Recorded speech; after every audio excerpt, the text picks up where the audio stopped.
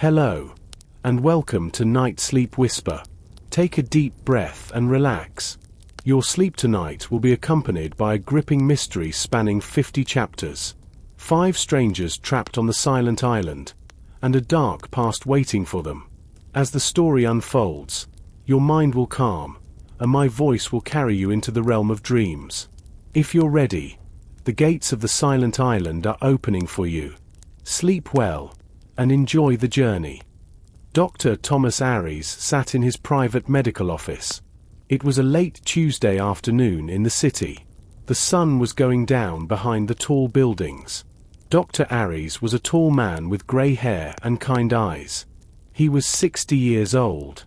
He was very tired because he worked many hours every day. He looked at the clock on his wall. It was exactly 5 o'clock. He wanted to go home and rest. Suddenly, the door to his office opened. A man in a dark suit entered the room. The man did not speak. He did not even smile. He walked to the desk and put a thick, white envelope on the wood. Then, the man turned around and walked out. A few seconds later, the heavy front door closed, echoing through the quiet office. Dr. Aries picked up the envelope. The paper felt heavy and very expensive. He saw his name on the front. It was written in beautiful gold ink. He used a small silver knife to open the letter. Inside, there was a card. It said, "Dear Dr. Aries, I invite you to a special weekend on the silent island. A private boat will wait for you at the harbor this Friday morning. All your food and travel are free. Please come. We have much to discuss about the past." There was no name at the bottom of the card. It only said, "The host."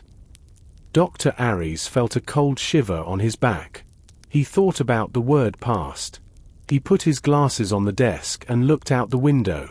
He was a little bit afraid, but he was also very curious. In another part of the city, Sarah Miller was in a large library. Sarah was a history teacher. She was 40 years old and very intelligent. The library was very quiet. She was reading an old book about the sea. She found a white envelope between the pages of her book.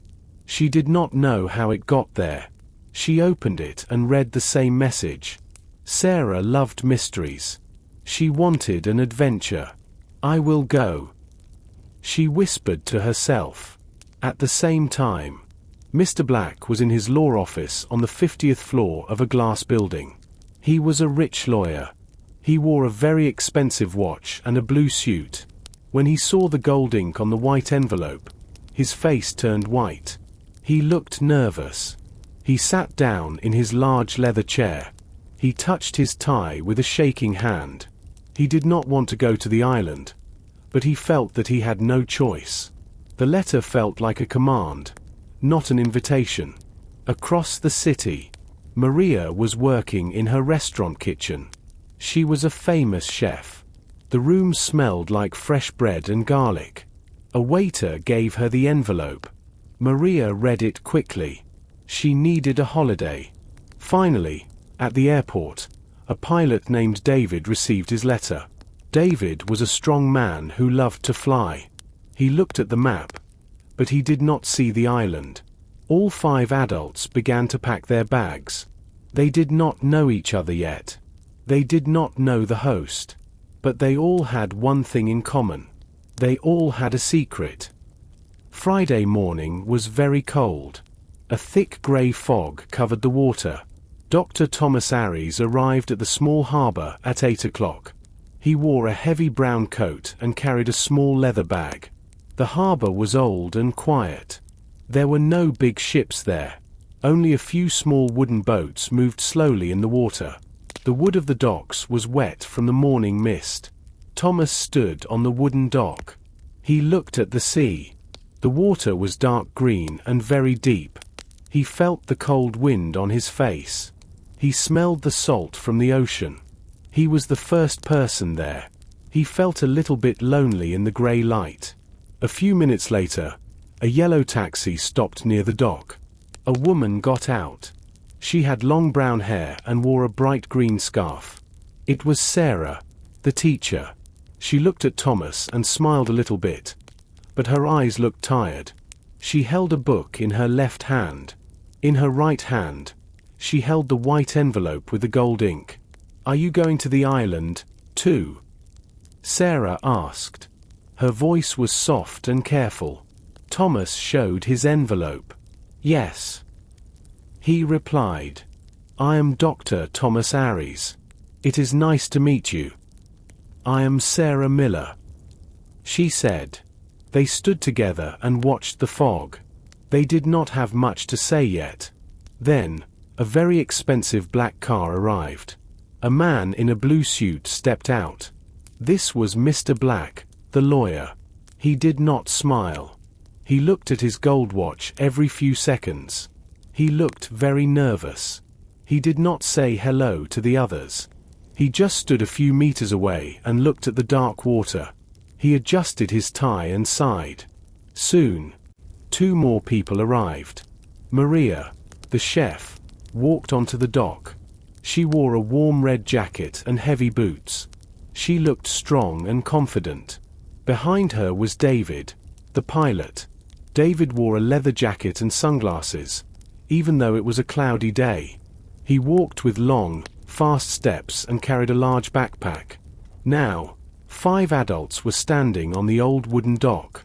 They were all strangers. No one spoke for a long time. The only sound was the water hitting the wooden poles of the dock. The wind moved the fog, but they could still not see the island. It was hidden somewhere in the distance. "Does anyone know who invited us?" Maria asked suddenly. She looked at the group. Mr. Black shook his head. The letter did not have a name. He said. His voice was sharp and a little bit angry. "It is very strange." David looked at the horizon. "A boat is coming," he said. He pointed his finger toward the gray mist. A small shape appeared in the distance. It moved slowly toward them. It was a very old boat made of dark wood. There were no lights on the boat. It looked like a ghost ship in the fog. The engine made a low, soft hum as it came closer. The 5 guests watched it in silence. They felt a strange feeling in their hearts. They were leaving the city. They were going to a place where no one could help them.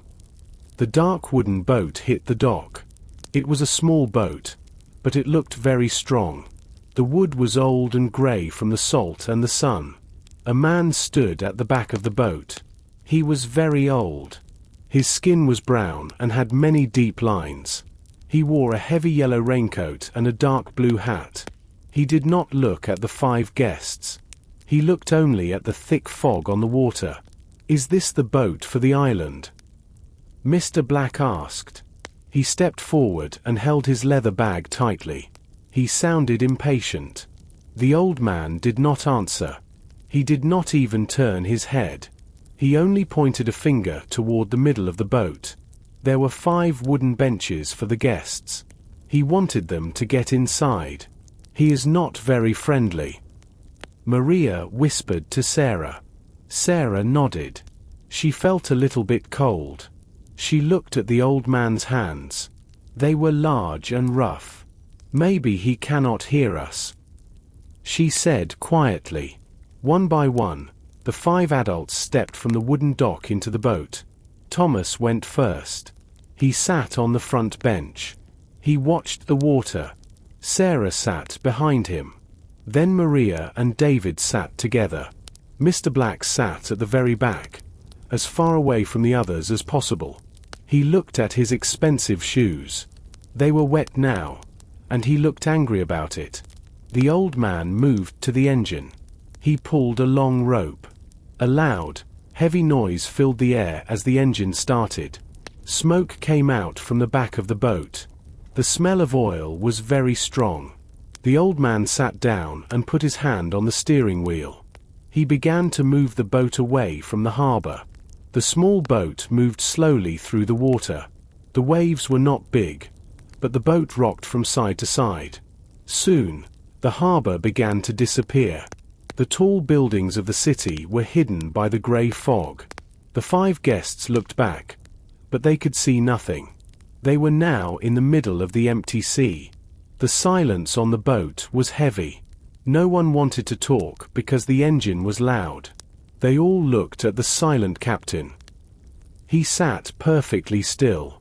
He did not blink. He looked like a statue. David, the pilot, watched the man.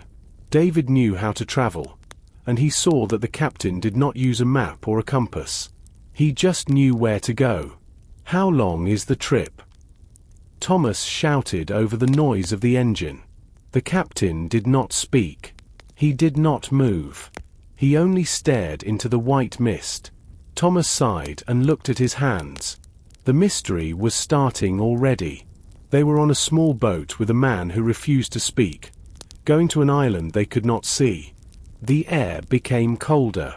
Sarah pulled her green scarf around her neck. She looked at the dark water and wondered what was waiting for them behind the fog. The boat moved through the grey mist for over an hour. The 5 guests sat in silence. The air was very wet. Then, the wind began to blow harder. It pushed the thick fog away from the surface of the sea.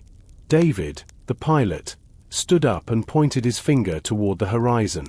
"There it is," David said. His voice was loud in the quiet air. The others looked ahead. A giant shape appeared from the grey clouds.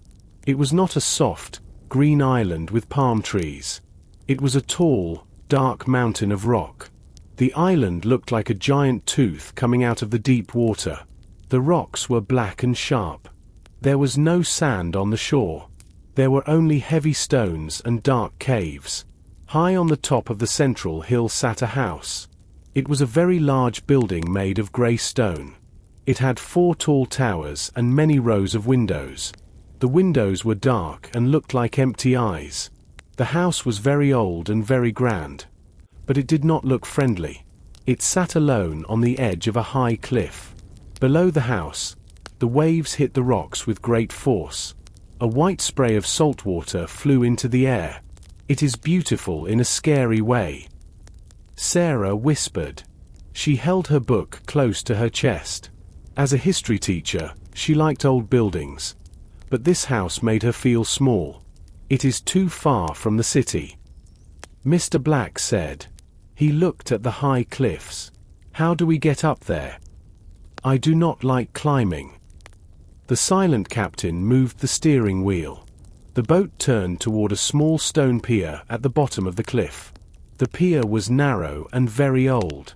It was the only place where a boat could stop. The captain slowed the engine. The loud humming sound stopped, and the world became very quiet. The boat touched the edge of the stone pier.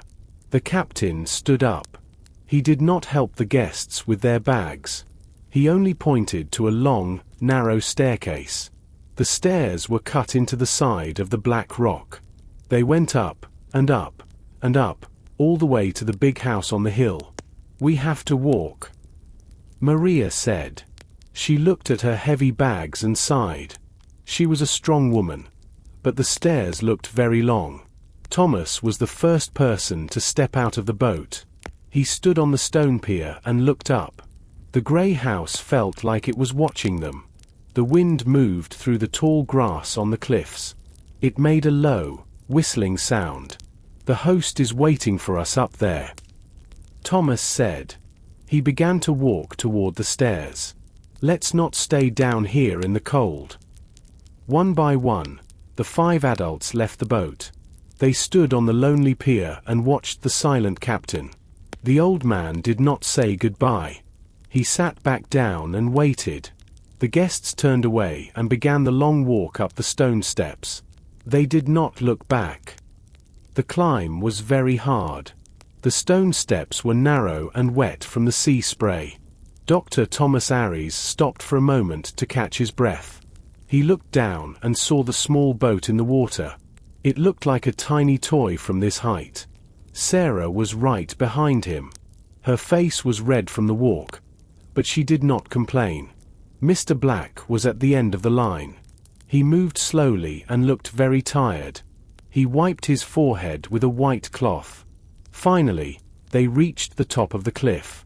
A wide path of grey gravel led to the front of the house. The building was even more impressive up close. The stones were thick and covered in green moss. The house had many sharp angles and tall chimneys. The front door was made of dark, heavy oak wood. It had a large iron ring for a handle. Thomas walked to the door. He grabbed the iron ring and hit the wood 3 times. The sound of the metal hitting the wood was very loud in the quiet air. They waited for a minute. No one came to the door. They waited another minute. Still, there was no sound of footsteps from inside the house. "Is anyone there?" Maria called out. Her voice was strong, but no one answered. David stepped forward. He reached for the handle and turned it. "It is not locked," he said. He pushed the door. It moved slowly and made a long, low rubbing sound against the floor. The group walked into a large entrance hall. The floor was made of black and white marble. It was very clean and shiny. High above them, a large chandelier hung from the ceiling. It was made of glass and gold. But the lights were not on. The air inside the house was very cold.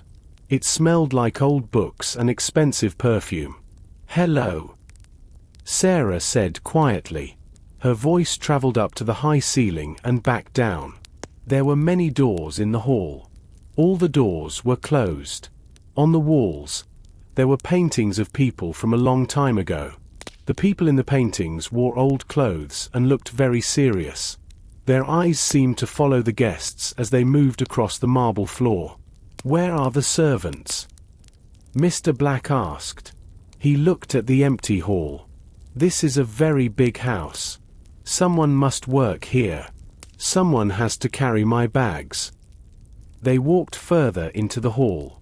They saw a large wooden table in the center. On the table, there was a silver tray with 5 crystal glasses. Beside the glasses, there was a bottle of dark red wine. There was also a small card. It was written in the same gold ink as the invitations. It said, "Welcome. Please make yourselves at home." Thomas looked around the room. The house was beautiful, but it felt like a museum.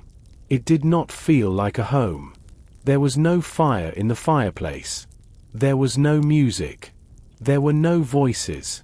There were only 5 strangers and a very big, very quiet house. Mr. Black stood up suddenly. He looked at his gold watch again. "I need to call my office," he said. His voice was loud and sharp. "I have a very big case on Monday morning.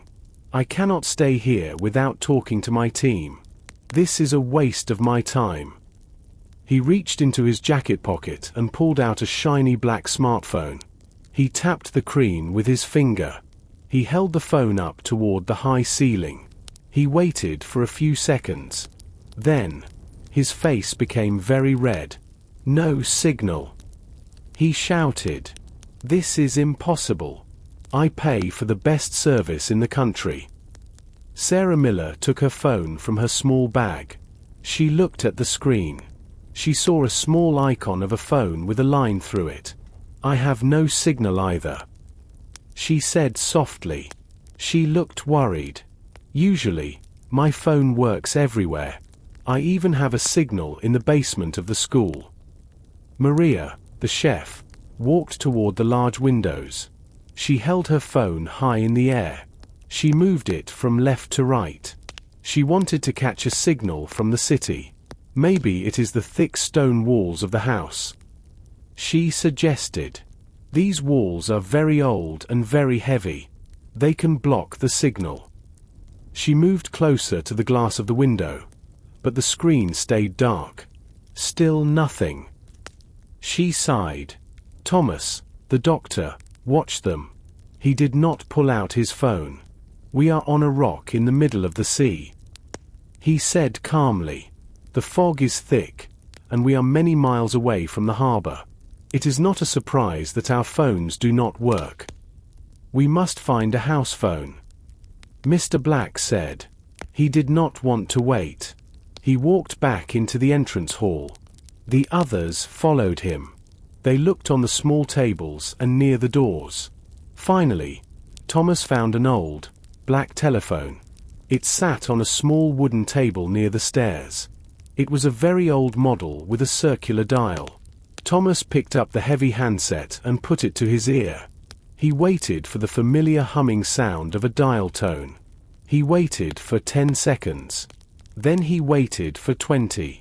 "Is there a sound?" Sarah asked. Thomas shook his head. He put the handset back down on the table. "The line is dead," he said. He looked at the floor behind the table. He saw the black wire. The wire did not go into the wall. It was cut. The end of the wire was sharp and clean, like someone used a pair of scissors. A heavy silence filled the hall. They all looked at the cut wire. It was not an accident. Someone did not want them to talk to the outside world. David, the pilot, leaned against the wall. He crossed his arms over his leather jacket. "The boat is gone. The phones do not work. The house phone is cut," he said. He looked at the front door. "We are completely alone on this island. We cannot call for help, and we cannot leave." The wind hit the side of the house again. A low whistling sound came through the cracks in the door. The guests looked at each other. They were no longer just strangers at a party. They were prisoners of the silent island. The 5 adults stood in the cold hallway. They looked at the cut phone wire on the floor. No one spoke for a long minute. The silence of the house felt very heavy. Finally, Dr. Thomas Aries broke the silence. He picked up his medical bag. "We should look around the house," Thomas said. "We need to find our host. Perhaps there is another phone in a different room. This is a very large building. There must be an office or a study." "I agree," Sarah said. She held her green scarf tightly around her neck. "We cannot just sit in the living room and wait.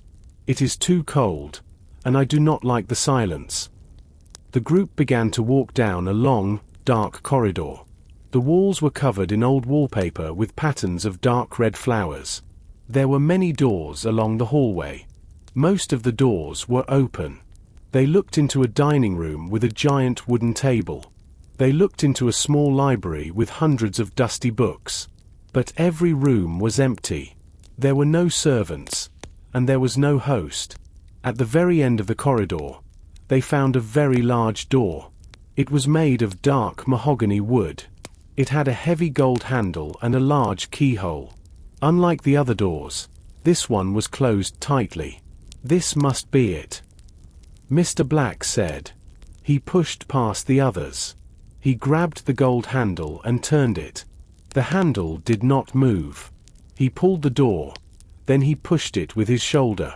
"It is locked," he said. He sounded very angry. "Why is this door locked? I want to speak to the owner of this house right now." "Is there a name on the door?" Maria asked. She leaned forward to look. Near the top of the door, there was a small brass plate. It had one word on it: "Study." David, the pilot, stepped forward. He looked at the floor near the door. He saw a small gap between the wood and the carpet. He put his ear against the wood. He listened for a long time. "I do not hear anything," David said. "No footsteps. No breathing. No one is inside that room. Maybe the host is hiding," Sarah suggested. She looked nervous. "Maybe this is a game. A very strange and scary game." Thomas shook his head. "It does not feel like a game, Sarah. Someone invited us here. Someone cut the phone lines. And now, the only room that looks important is locked." Mr. Black hit the door with his fist. The wood made a dull, heavy sound. "Open the door," he shouted. "I am a lawyer. You cannot keep me here." The only answer was the wind outside. The house remained silent. The 5 guests stood in front of the locked study. They felt like they were being watched, but they saw no one. The house was a maze of shadows and locked doors. "We should go back to the kitchen," Maria said. "I am hungry, and it is getting dark. We can try to open this door later. We need to stay together." They turned away from the locked door and walked back toward the center of the house. Behind them, the study remained silent and dark. The secrets of the island were still hidden behind the heavy mahogany wood. They walked back to the dining room. The room was dark, but a warm light came from the open doorway. When they entered, everyone stopped. They were very surprised. The large wooden table was no longer empty. 5 white plates were on the table. 5 silver forks and 5 silver knives sat next to the plates. In the center of the table, there were 3 tall white candles. The candles were burning. The small flames moved slowly in the air. The smell of the food was very strong and delicious. There was roasted chicken, hot potatoes, and green vegetables. Steam rose from the plates. The food was very hot. It looked like someone just finished cooking it. "Who did this?" Maria asked. She was a chef, so she knew about food. She walked to the table and looked at a plate. "The chicken is perfect. It is still very warm. Someone was here just 1 minute ago." "I did not hear any footsteps," David said. He looked at the 2 doors in the dining room. One door went to the hall. The other door went to the kitchen. David walked to the kitchen door and pushed it open. The kitchen was large and very clean. There were many copper pots and pans on the walls. But there was no one inside. The stove was cold and turned off. The floor was dry. There were no dirty dishes in the sink. The kitchen was as quiet as a grave. David came back into the dining room. He shook his head. "The kitchen is completely empty." He told the others. "There is no chef. There is no one there." Mr. Black looked at the food. He was very hungry, but he was also very afraid. "Is the food safe to eat?" he asked. His voice was shaking a little bit. "Maybe the host wants to hurt us. Maybe there is something bad in the meat." Thomas, the doctor, looked at the chicken. He smelled it carefully. "It smells like normal, fresh food." He said, "I do not think it is dangerous. We need to eat to stay strong. We are all tired and cold." The 5 adults sat down in the heavy wooden chairs. Thomas sat at the head of the long table. Sarah sat next to him. Maria and David sat on the other side. Mr. Black sat at the very end. They began to eat. The room was very quiet. The only sound was the metal forks hitting the porcelain plates. No one spoke for a long time. Outside, the sun went down. The sky became completely black. The only light in the room came from the 3 candles on the table. The shadows of the guests were very long and dark on the walls. Sarah looked at the large windows. She saw her own face in the glass. Beyond the glass, there was only the dark forest and the sound of the sea. "This is a very strange dinner," Sarah whispered. She looked at the candles. "Everything on this island is strange," Maria replied. She put her fork down. She was not hungry anymore. Her stomach felt tight.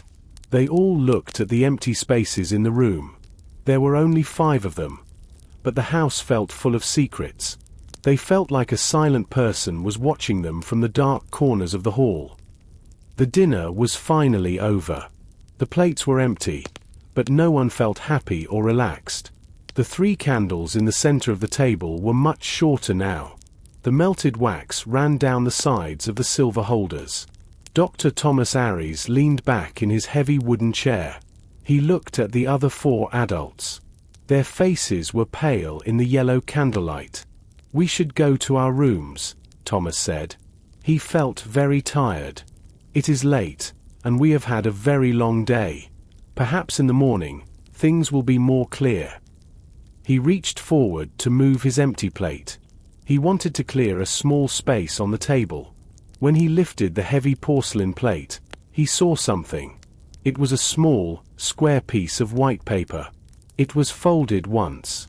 The paper was perfectly clean. It sat exactly where the center of his plate was a few minutes ago. "What is that?" Sarah asked. She leaned forward. Her eyes were wide. She saw the paper, too. Thomas did not answer immediately. He picked up the small note with shaking fingers. He felt the thick, expensive paper. He slowly unfolded it. The others stopped moving. Mr. Black stopped looking at his watch. Maria held her breath. David stood up and walked closer to the doctor. Thomas looked at the paper. The words were written in the same shiny gold ink as the invitations. The handwriting was very neat and very beautiful. Thomas read the words silently. His face turned very grey. He sat very still. "Read it aloud, Doctor," Mr. Black commanded. He sounded nervous. "What does it say? Is it from the host?" Thomas cleared his throat. He looked at the 4 strangers around the table. "It says," he began, and his voice was a little bit low. "It says, one of you is a liar." The room became very cold. A heavy silence followed his words. No one moved. No one spoke. The wind outside hit the walls of the house. The 5 adults looked at each other. Now, they were not just strangers. They were suspects. "A liar," Maria whispered. She looked at her hands. "What does that mean? We do not even know each other. How can one of us be a liar?" Mr. Black stood up so fast that his chair hit the floor. "This is a joke," he shouted. "A very bad and very stupid joke. I am a successful lawyer. I do not have time for these games." He looked at Thomas. "Maybe you put that note there, Doctor. Maybe you are the liar." Thomas shook his head. "I did not put it there.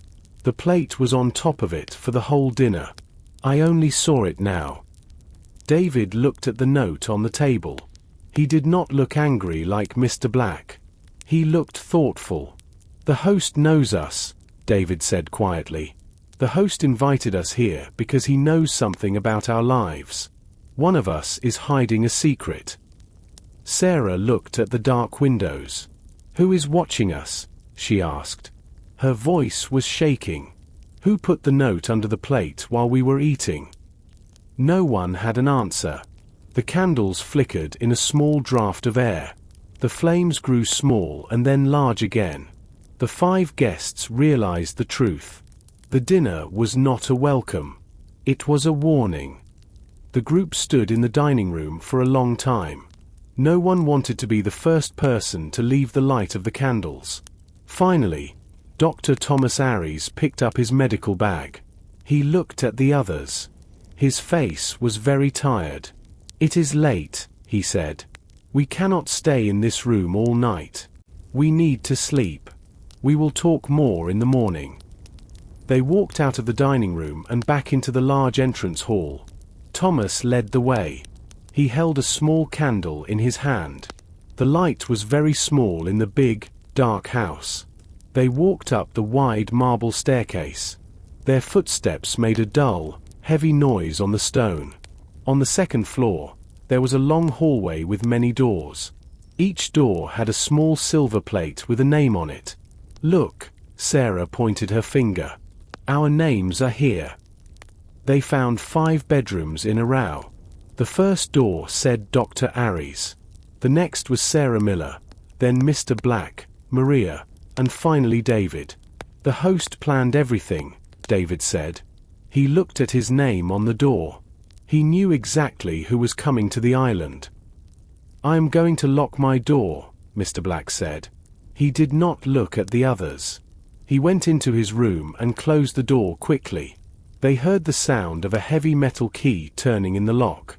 One by one, the others went into their rooms. Thomas entered his bedroom. It was a very large room with a high ceiling. There was a big bed with heavy white blankets. A small fire was burning in the fireplace, but the room was still chilly. Thomas went to the window. He pulled back the heavy curtains. Outside, the weather was getting worse. The wind was very strong now. It hit the side of the house with great force. The trees in the garden moved back and forth in the dark. Thomas could hear the waves hitting the rocks at the bottom of the cliff. It was a very loud and lonely sound. It felt like the island was angry. Sarah was in the room next to Thomas. She did not take off her clothes. She sat on the edge of the bed and kept her green scarf around her neck. She listened to the wind.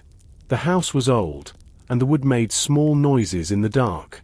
Every time the wind hit the window, Sarah jumped. She thought about the note under the plate. "One of you is a liar." She wondered who the liar was. Was it the doctor? Or the angry lawyer? She felt very small and very alone. In his room, David the pilot did not lie down. He walked around the floor. He looked at the walls and the ceiling. He was looking for a camera or a microphone. He felt like someone was watching him. Nobody on the island slept well that night. The wind did not stop. It whistled through the cracks in the windows and under the doors. The 5 guests lay in their beds with their eyes open. They waited for the morning, but the night felt very long. The secrets of the house were all around them in the dark. The morning sun was behind a thick wall of grey clouds. The light in the bedrooms was pale and cold. Dr. Thomas Aries woke up at 7 o'clock. He did not feel rested. His head felt heavy, and his eyes were tired. He stood up and walked to the small bathroom in his room. He splashed cold water on his face. He looked at himself in the mirror. He looked older than he did yesterday. Thomas opened his bedroom door and stepped into the long hallway. The air in the house was very still. He saw Sarah Miller coming out of her room. She wore the same green scarf. Her face was very white. "Did you sleep?" Thomas asked her in a low voice. Sarah shook her head.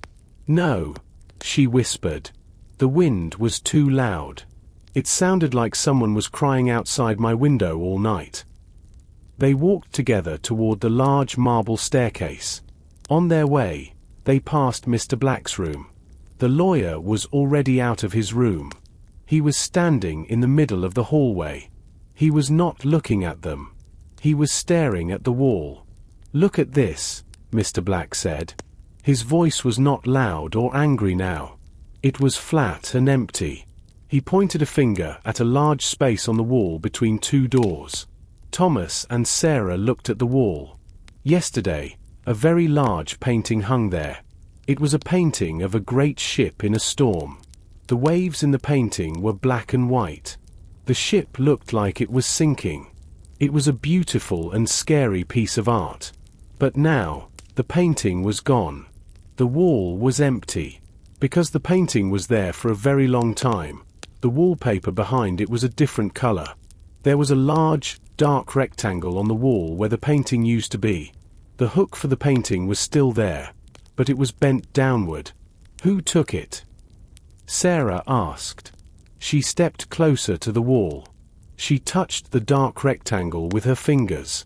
"It is a very heavy painting. One person cannot carry it easily." "I did not hear anything," Mr. Black said. He looked at the floor. "My door was locked. I stayed in my bed all night. I did not hear a single footstep in the hall." Maria and David came up the stairs from the kitchen. They saw the 3 adults looking at the wall. "What is wrong?"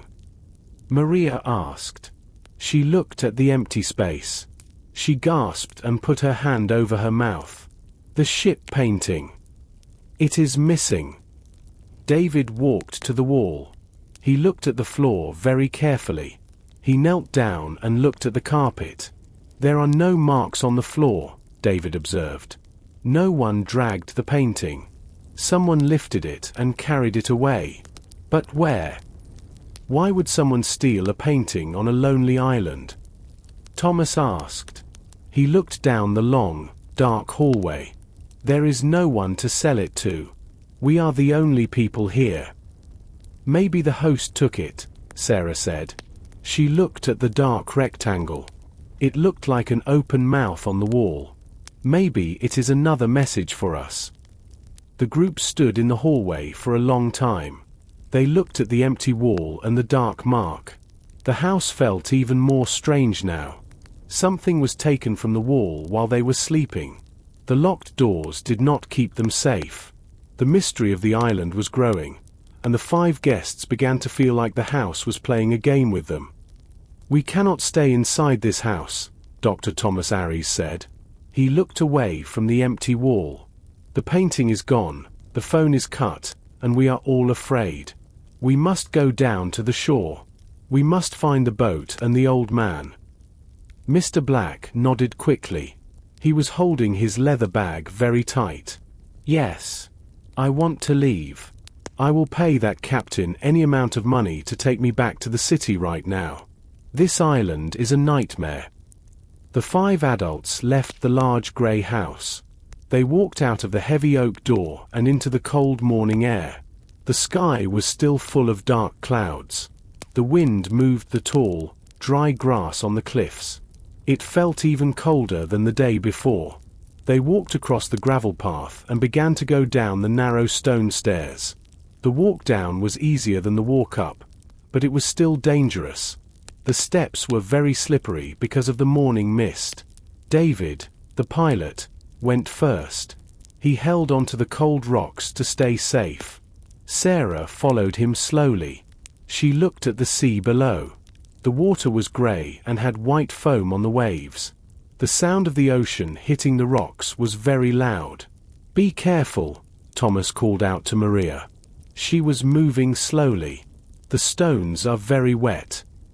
Finally, they reached the bottom of the cliff. They walked onto the narrow stone pier. David stopped suddenly. He stood perfectly still. The others walked up behind him. No one spoke. The stone pier was empty. The dark wooden boat was not there. The silent captain was not there.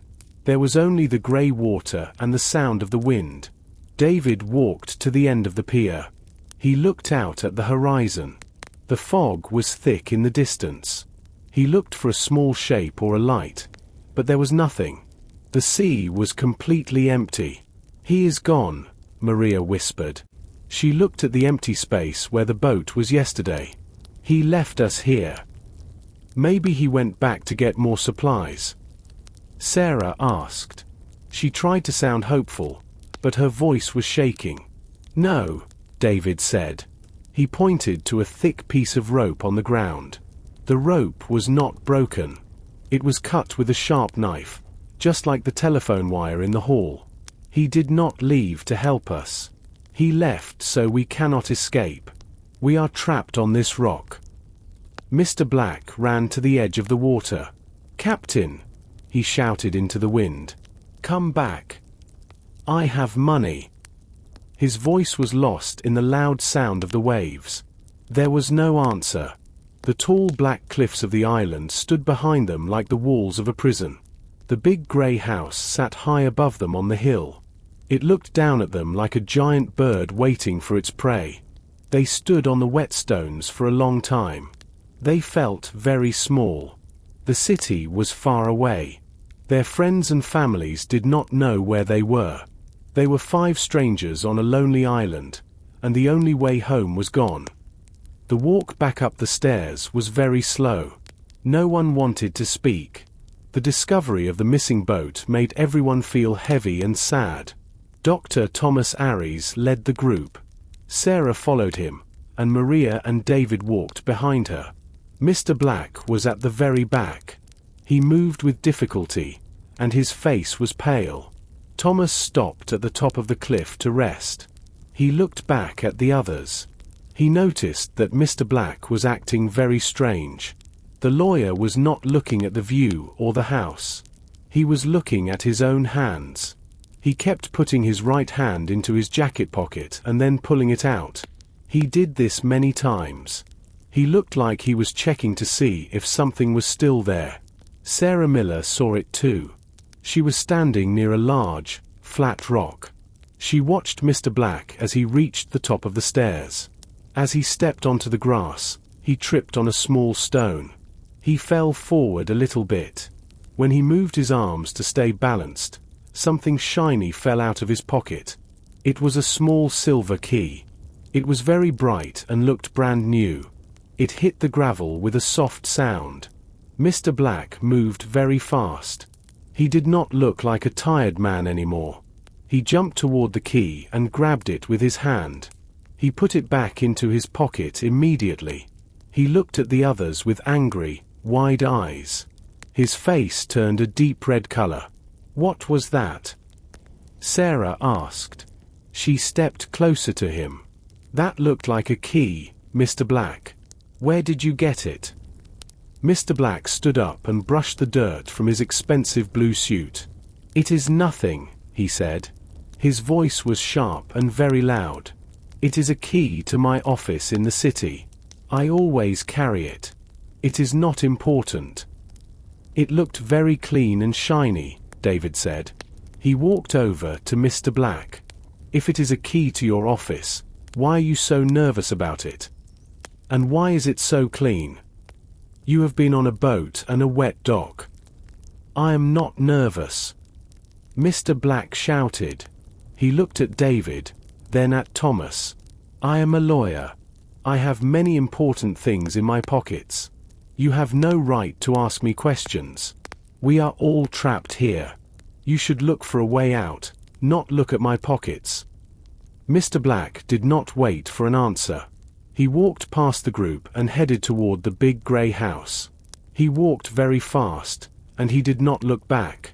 The other 4 adults stood together in the cold wind. They looked at his back as he reached the large oak door. "He is hiding something," Maria said quietly.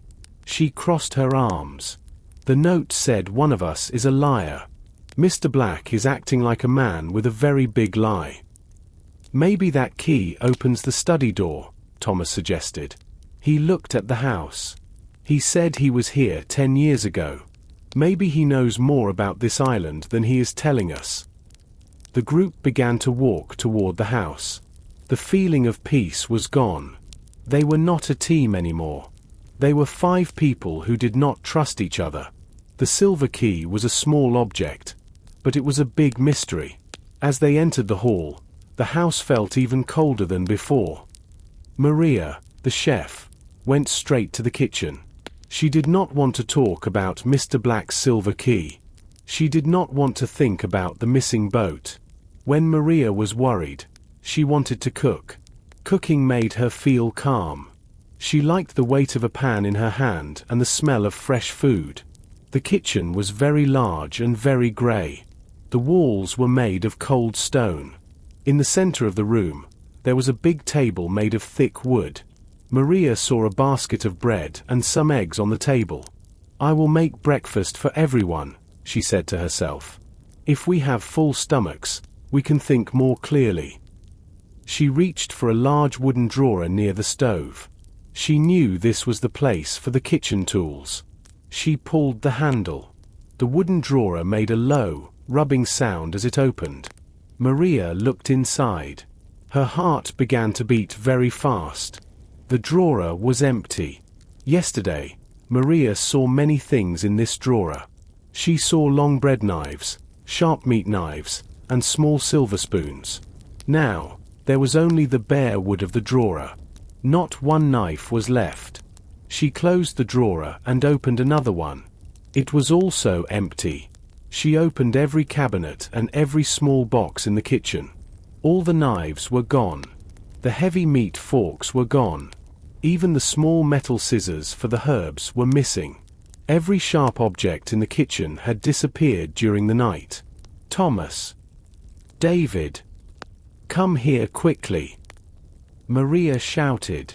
Her voice was full of fear. The four adults ran into the kitchen. They saw Maria standing by the open drawers. She was pointing at the empty spaces. "Someone took the knives," Maria said. Her face was as white as her chef's coat. "Every single one. I cannot even cut the bread." David, the pilot, walked over and looked into the empty drawers. He touched the wood. "The person who took the painting also took these," he said. He looked at the heavy door that led to the garden. "They are taking away anything we can use as a weapon." "Or maybe," Mr. Black said from the doorway, "the host thinks we are dangerous to each other." He still had his hand over the pocket with the silver key. Sarah Miller looked at the empty kitchen. "This is not about a painting anymore," she whispered. "Someone is moving around the house while we sleep. They are watching us. They know where we are at every moment." Thomas, the doctor, looked at the group. He saw the fear in their eyes. "We must stay together," he said. "From now on, no one goes into a room alone. We must be like a single person. If someone is taking the knives, the island is no longer just a mystery. It is a trap." Maria looked at the bread on the table. She was no longer hungry. The kitchen, which was usually her favorite place, now felt like a cold and dangerous room. The silence of the house was like a heavy weight on her shoulders. Sarah Miller left the kitchen. She was still thinking about the missing knives. Her heart was beating fast. She wanted to be in a place with more light. She walked back into the large entrance hall. The morning light was very weak, but she could see the black and white marble floor clearly. She stopped near the center of the hall. She saw something dark on the white marble. She leaned down to look closer. Her eyes went wide. There was a line of muddy footprints on the floor. The mud was dark brown and very wet. It looked like the mud from the garden near the cliffs. "Everyone, come to the hall," Sarah shouted. Her voice was high and sharp. The other four adults arrived quickly. They saw Sarah pointing at the floor. Thomas, the doctor, knelt down and touched the edge of a footprint. The mud was cold. "These are fresh," Thomas said. "The mud is still very wet. These footprints were not here when we went down to the shore." The group looked at the tracks. The footprints were very large. They started at the heavy oak front door. Then, they moved slowly across the hall. They did not go toward the kitchen or the stairs. Instead, they went toward a very large window at the far end of the hall. This window looked out over the dark sea. David, the pilot, followed the footprints.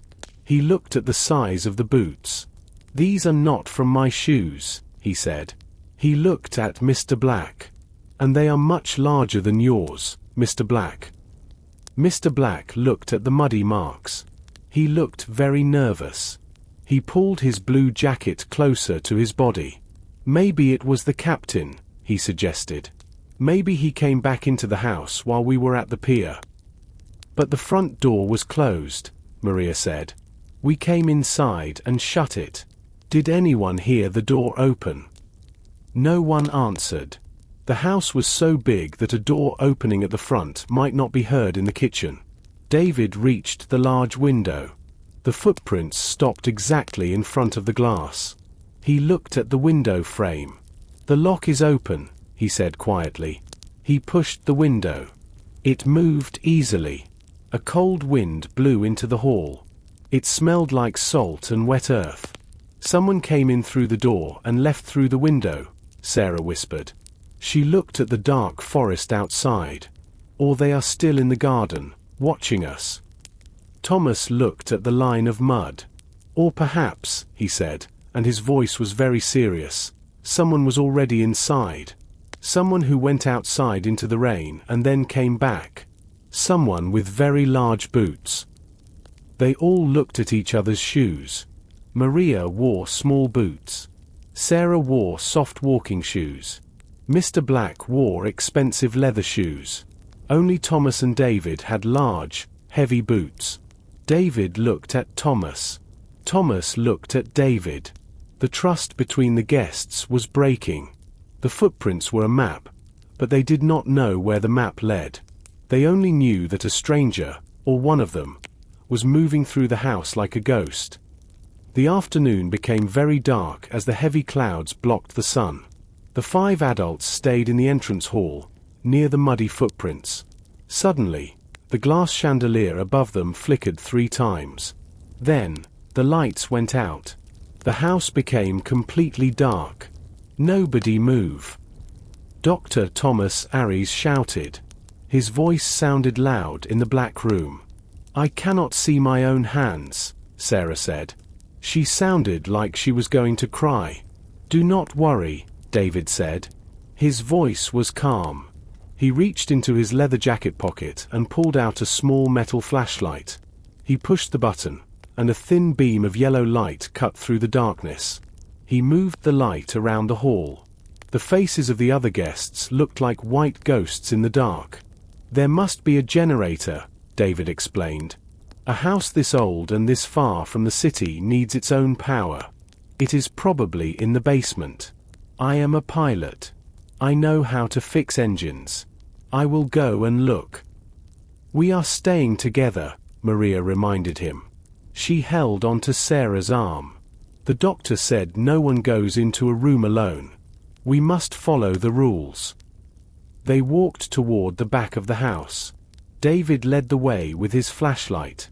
They found a small, heavy door under the main staircase. It led down into the basement. The air that came from the open door was very cold and smelled of old oil and wet stone. They walked down the narrow wooden stairs. Each step made a low, rubbing sound under their boots. At the bottom, the basement was a maze of stone pillars and large wooden boxes. David moved his flashlight until the light hit a large, orange machine in the corner. This was the generator. David knelt down next to the machine. The others stood in a circle around him. The yellow light of the flashlight made long, dancing shadows on the stone walls. David touched the cold metal of the generator. He looked at the wires and the fuel tank. He was very quiet for a minute. "It did not stop because it is old," David said. He pointed the light at a small metal handle on the side of the machine. The handle was pushed all the way down to the OFF position. "Someone came down here and turned it off. They wanted us to be in the dark." "But we were all together in the hall," Mr. Black said. His voice was shaking. "If we were all together, then who was down here?" David did not answer. He grabbed the handle and pulled it up with a strong motion. A deep, low humming sound began to fill the small room. The machine started to shake. A few seconds later, the small light bulbs on the basement ceiling began to glow with a weak, orange light. The power was back, but the fear was now much deeper. If all 5 of them were together upstairs, then there was a 6th person on the island. A person who was moving through the dark basement while they were looking at footprints in the hall.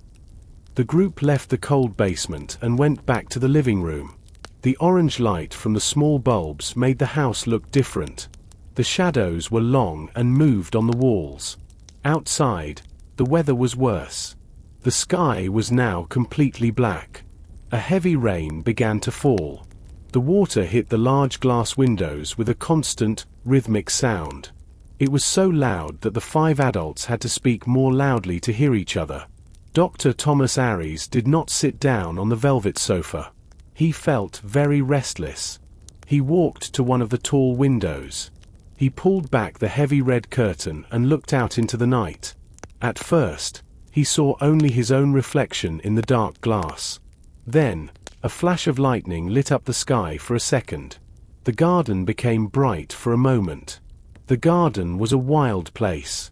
The grass was very long, and there were many old, twisted trees. The wind moved the branches like thin, reaching arms. Thomas watched the rain fall on the stone path. He was about to close the curtain when he saw something. Behind a large oak tree, near the edge of the dark forest, a person was standing. The person was very tall and wore a long, dark coat. The coat was wet and shiny from the rain. The person did not move. They were standing perfectly still, looking directly at the house. Because it was dark, Thomas could not see a face. He could only see a dark shape against the grey rain. Thomas felt his heart stop for a second. His hands became cold. He leaned closer to the glass. "There is someone outside," he whispered. Then he said it louder. "There is someone in the garden." David and Maria ran to the window. Sarah and Mr. Black stood up quickly, their faces full of fear. David pushed Thomas aside to see better. He wiped the steam from the glass with his sleeve. He looked at the oak tree. He looked at the edge of the forest. The garden was empty. There were only the trees moving in the wind and the heavy rain falling on the grass. "Where?" David asked. "I do not see anyone." "He was there," Thomas said. His voice was shaking. "By the big tree. He was wearing a dark coat. He was watching us." "The rain is very heavy, Doctor," Mr. Black said. "He did not come to the window. He stayed near the fireplace. Maybe you saw a shadow. The trees move a lot in this wind. It is easy to see things that are not there when you are tired." "I am a doctor," Thomas said, turning around to face the lawyer. "I know what I saw. It was not a tree. It was a man. He was tall, and he was watching this room." Sarah walked to the window and looked out. She looked for a long time. "I don't see him now," she said softly. "But if there is someone outside in this storm, they must be very cold. And very dangerous." They all looked at the window. The glass felt thin and weak. The large house was no longer a place of safety. It was a target. Somewhere out in the dark, under the heavy rain, a tall stranger was waiting. Thomas closed the curtain, but he could not forget the shape of the man in the garden. He felt like 1,000 eyes were looking at them from the dark. The group sat in the living room. The fire in the fireplace was small and did not give much heat. The rain continued to hit the roof of the house. No one wanted to go back to their bedrooms. They were too afraid of the shadows. Dr. Thomas Aries looked at David, the pilot. "David," Thomas said, "you are a pilot. You know about communication. Is there a radio in this house?" A large house like this must have a way to talk to the mainland. David thought for a moment. He looked up at the ceiling. "Usually, the radio equipment is kept in a high place," David said. "The signal is better from the top of the house. We should check the attic." "The attic?" Mr. Black asked. He did not look happy. "That is even higher than the bedrooms. It will be full of spiders and dust." "We have to try," Sarah Miller said. She stood up. She was tired of being afraid. She wanted to do something to help. "If we find a radio, we can call the Coast Guard. They can send a boat to save us." They all stood up and walked to the top floor. They found a small wooden door at the end of the hallway. Behind the door was a very narrow and steep staircase. David led the way with his flashlight. The air in the attic was very dry and smelled of old paper. There were many large wooden boxes and old furniture covered in white sheets. David moved his light around the room. In a corner, near a small circular window, he saw a metal table. On the table sat a large, heavy machine. It was a very old radio with many black buttons and a long silver antenna. "There it is," Maria cried. A small smile appeared on her face for the first time. David ran to the table. He turned a small dial on the front of the radio. He waited for a light to appear on the screen. He waited for the sound of a voice or even the low noise of the wind from the speakers. But the radio was completely silent. It did not make any sound at all. "Is it broken?" Sarah asked. She stood close to David. David did not answer. He turned the radio around. He used a small tool from his pocket to open the back of the metal box. He shined his flashlight inside. He let out a long, slow breath. "Look at this," David said. He moved the light so the others could see. Inside the radio, the wires were a mess. Every single red and blue wire was cut into small pieces. The cuts were very clean and straight.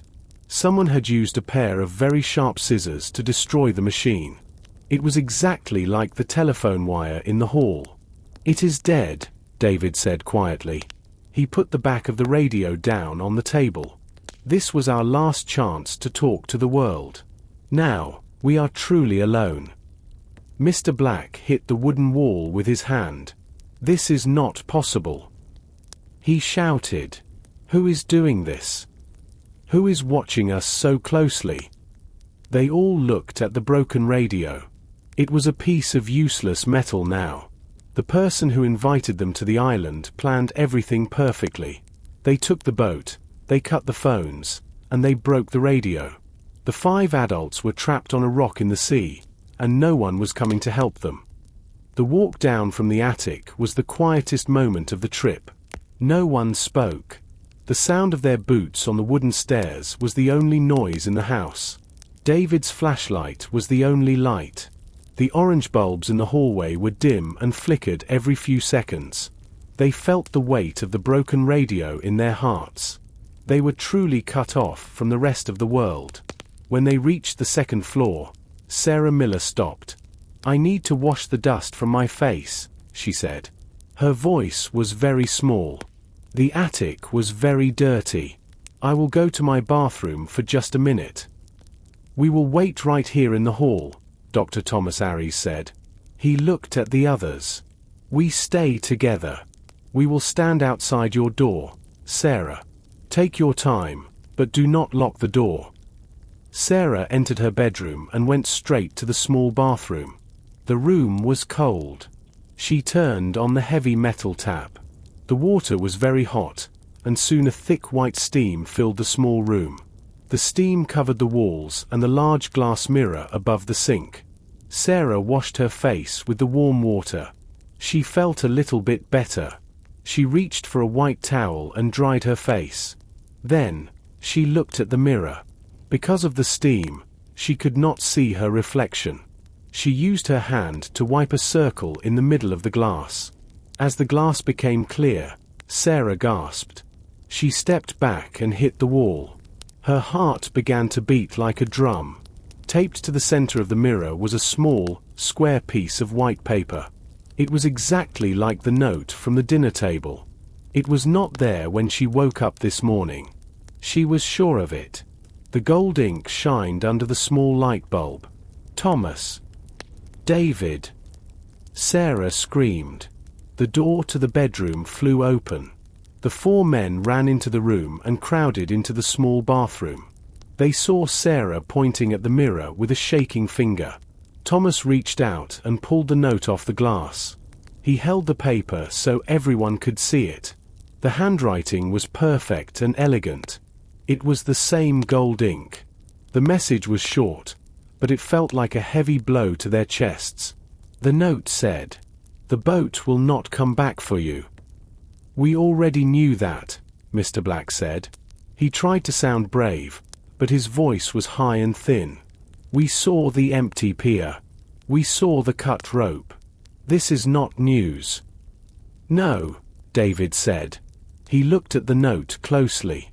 "This is different. This is a promise. The host is telling us that we are not just waiting. We are forgotten. He is telling us that no one is coming to look for us." Maria leaned against the door frame. "How did it get here?" she asked. "We were all together. We went to the shore. We went to the kitchen. We went to the attic. When did the person enter this room?" Thomas looked at the window in Sarah's bedroom. It was closed and locked from the inside. He looked at the hallway where they were standing just a minute ago. "The host is in the house," Thomas said. His voice was a whisper. "He is moving through the secret places of this building. He is behind the walls or under the floors. He is watching us right now." They all looked around the small bathroom. Every shadow looked like a person. Every small sound from the wind felt like a footstep. The note was a cold reminder. They were in a trap, and the person who built the trap was very close. The 5 adults went back to the large dining room. They did not want to stay in the bedrooms anymore. The note on Sarah's mirror made them feel like the walls had eyes. They stood together near the long wooden table. The 3 candles were almost gone. Only small puddles of wax remained on the silver holders. "We need to find out how the host is moving," David said. He looked at the floor and then at the walls. "He is not a ghost. He is a man. If he can put a note under a plate and a note on a mirror without us seeing him, there must be secret paths in this house." "Secret paths?" Mr. Black asked. He looked at the heavy wallpaper. "This is an old house, not a magic castle. There are walls and there are doors. That is all." "I'm not so sure," Dr. Thomas Aries said. He walked to the center of the room. He looked at the very large, heavy rug under the dining table. The rug was dark blue and had many beautiful patterns. It was so big that it covered almost the entire floor. "This rug is very thick. Help me move it." David and Thomas grabbed the edge of the heavy rug. Maria and Sarah helped them. Mr. Black watched them but did not move. He stayed near the door. The rug was very heavy and smelled of old dust. Their boots made a scratching sound on the floor. When they moved the rug, they saw the floorboards. The wood was dark and old. In the center of the room, right under where the table usually sat, the wood looked different. There was a perfect square cut into the floor. "Look," Sarah whispered. She pointed her finger. There was a large wooden door in the floor. It had a heavy iron ring in the middle. The ring was covered in a little bit of rust. This was a trapdoor. It was hidden perfectly under the rug for many years. "It leads to a cellar," Maria said. She stepped back. "I do not like dark places under the floor." David knelt down. He grabbed the iron ring with both hands. He pulled hard. The wooden door was very heavy. It made a long, low rubbing sound as it opened. A cloud of cold, dusty air came up from the hole. David shined his flashlight into the dark space. They saw a set of narrow stone stairs. The stairs went deep down into the ground. The walls were made of rough grey stones. There were no lights down there. The bottom of the stairs was lost in the shadows. "The host could use this to travel under the house," Thomas said. He looked at the dark opening. "This could lead to every room. It is like a second house beneath our feet." "Are we going down?" Sarah asked. She held her breath. "We have to," David replied. He gripped his flashlight tightly. "We need to know what is down there. Maybe we can find the person who is playing this game." The 5 guests stood around the open trapdoor. The dark hole looked like a giant mouth. They were afraid of the dark, but they were more afraid of the secrets. One by one, they prepared to go down into the secret cellar. David led the way down the narrow stone stairs. The air was very thick and smelled of wet earth and old paper. His flashlight moved across the walls. The stones were covered in green moss and looked very slippery. Dr. Thomas Aries followed close behind him. Then came Sarah, Maria, and finally Mr. Black. They moved slowly because the steps were small and the ceiling was very low. At the bottom of the stairs, the cellar opened into a large, square room. Large wooden beams held up the floor of the dining room above. There were no windows, so the only light came from David's flashlight. In the center of the room, there was an old metal desk and a single wooden chair. The room was very quiet. It felt like a place where time had stopped. "Look over there," Maria said. She pointed to a shelf against the far wall. On the shelf sat a large, grey metal box. It had a heavy lid and a silver handle. It looked very different from the rest of the dusty cellar. It was clean and shiny. as if someone touched it every day. David walked to the shelf and picked up the box. It was heavy, but he carried it to the metal desk. "Should we open it?" Sarah asked. She stood near the stairs, ready to run. "We are already here," Thomas said. He looked at the box. "We need to know what the host is hiding from us. This might be our only way to understand why we were chosen." David lifted the heavy lid. The metal moved smoothly, and the air in the room felt even colder. Inside the box, there were 5 thick folders made of brown paper. Each folder had a name written on the front in black ink. The handwriting was very clear. David pulled out the first folder. "It says Dr. Thomas Aries," he said. Thomas stepped forward and took the folder. His hands were shaking. He opened it and shined the flashlight on the pages. Inside, there were many photographs. He saw pictures of himself at the hospital. He saw copies of his medical reports from 10 years ago. There were even notes about his daily life in the city, like where he bought his coffee and what time he went to sleep. "He has been watching me for a long time," Thomas whispered. His face was very gray. David looked at the other folders. "There is one for Sarah Miller, one for Maria, one for Mr. Black, and one for me." Sarah took her folder with a trembling hand. She saw a picture of her school and a list of all the history books she liked to read. Maria found a map of her restaurant and a list of her bank accounts. Mr. Black's folder was the thickest of all. It was full of legal papers and old newspaper stories about his court cases. "This is not a holiday," Maria said. Her voice was full of anger and fear. "This is a trap. The host brought us here because he knows everything about us. He knows our secrets, our jobs, and our mistakes." Mr. Black grabbed his folder and held it against his chest. "He has no right," he shouted. "These are private papers. This is illegal." They stood in the dark cellar, holding the files of their own lives. They felt exposed and small. The person who invited them to the island was not a stranger. He was a person who had spent years studying them. The cellar was very quiet. Mr. Black held his thick folder tightly against his blue suit. His face was no longer red with anger. It was very pale, and a small drop of sweat ran down his forehead. David moved the flashlight closer to the lawyer's face. The bright light made Mr. Black blink and look away. "Tell us the truth," David said. His voice was firm and steady. "That folder is full of papers about your work, and you have that silver key in your pocket. You did not find that key on this trip. You had it when you arrived at the docks." Mr. Black looked at the dark stone walls. He looked like a man who wanted to run, but there was nowhere to go. He slowly sat down on the old wooden chair. The wood made a low sound under his weight. He put the folder on the metal desk and let out a long, heavy sigh. "I was here before," Mr. Black whispered. He did not look at anyone. 10 years ago. I was a young lawyer then. I wanted to be rich and famous. I did not always care about the rules. I wanted to win every case."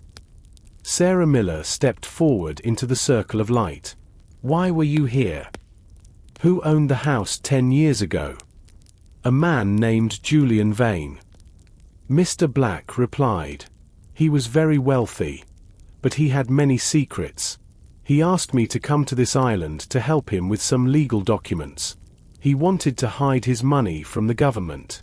I helped him. I wrote the papers that kept his secrets hidden from the world." Thomas looked at the files on the desk. "And what happened to Mr. Vane?" "We saw the folders in the box. One of them is about a mistake I made in a hospital.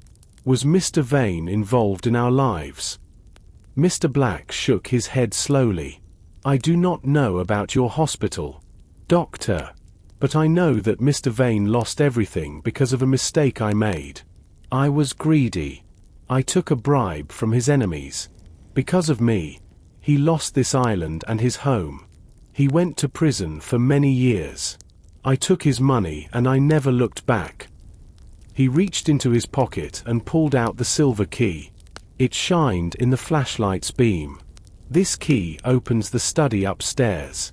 Mr. Vane gave it to me 10 years ago so I could work on his papers. I kept it all this time as a souvenir. When I got the invitation with the gold ink, I brought the key because I was curious.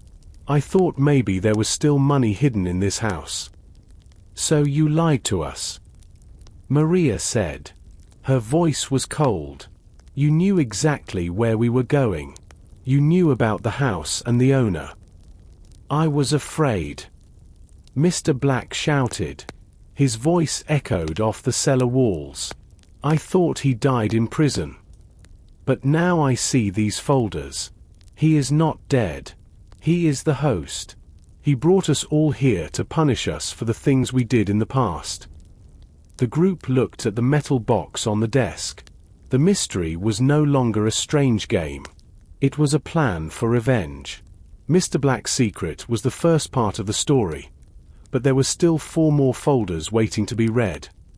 The group left the dark, cold cellar.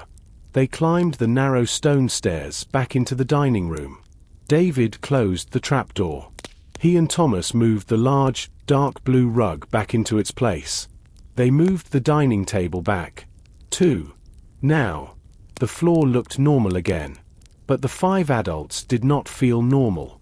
Mr. Black's story about Mr. Vane and the bribes made them feel very uneasy. Maria went back to the kitchen. She did not like the cellar or the files. She was a chef, and the kitchen was her territory.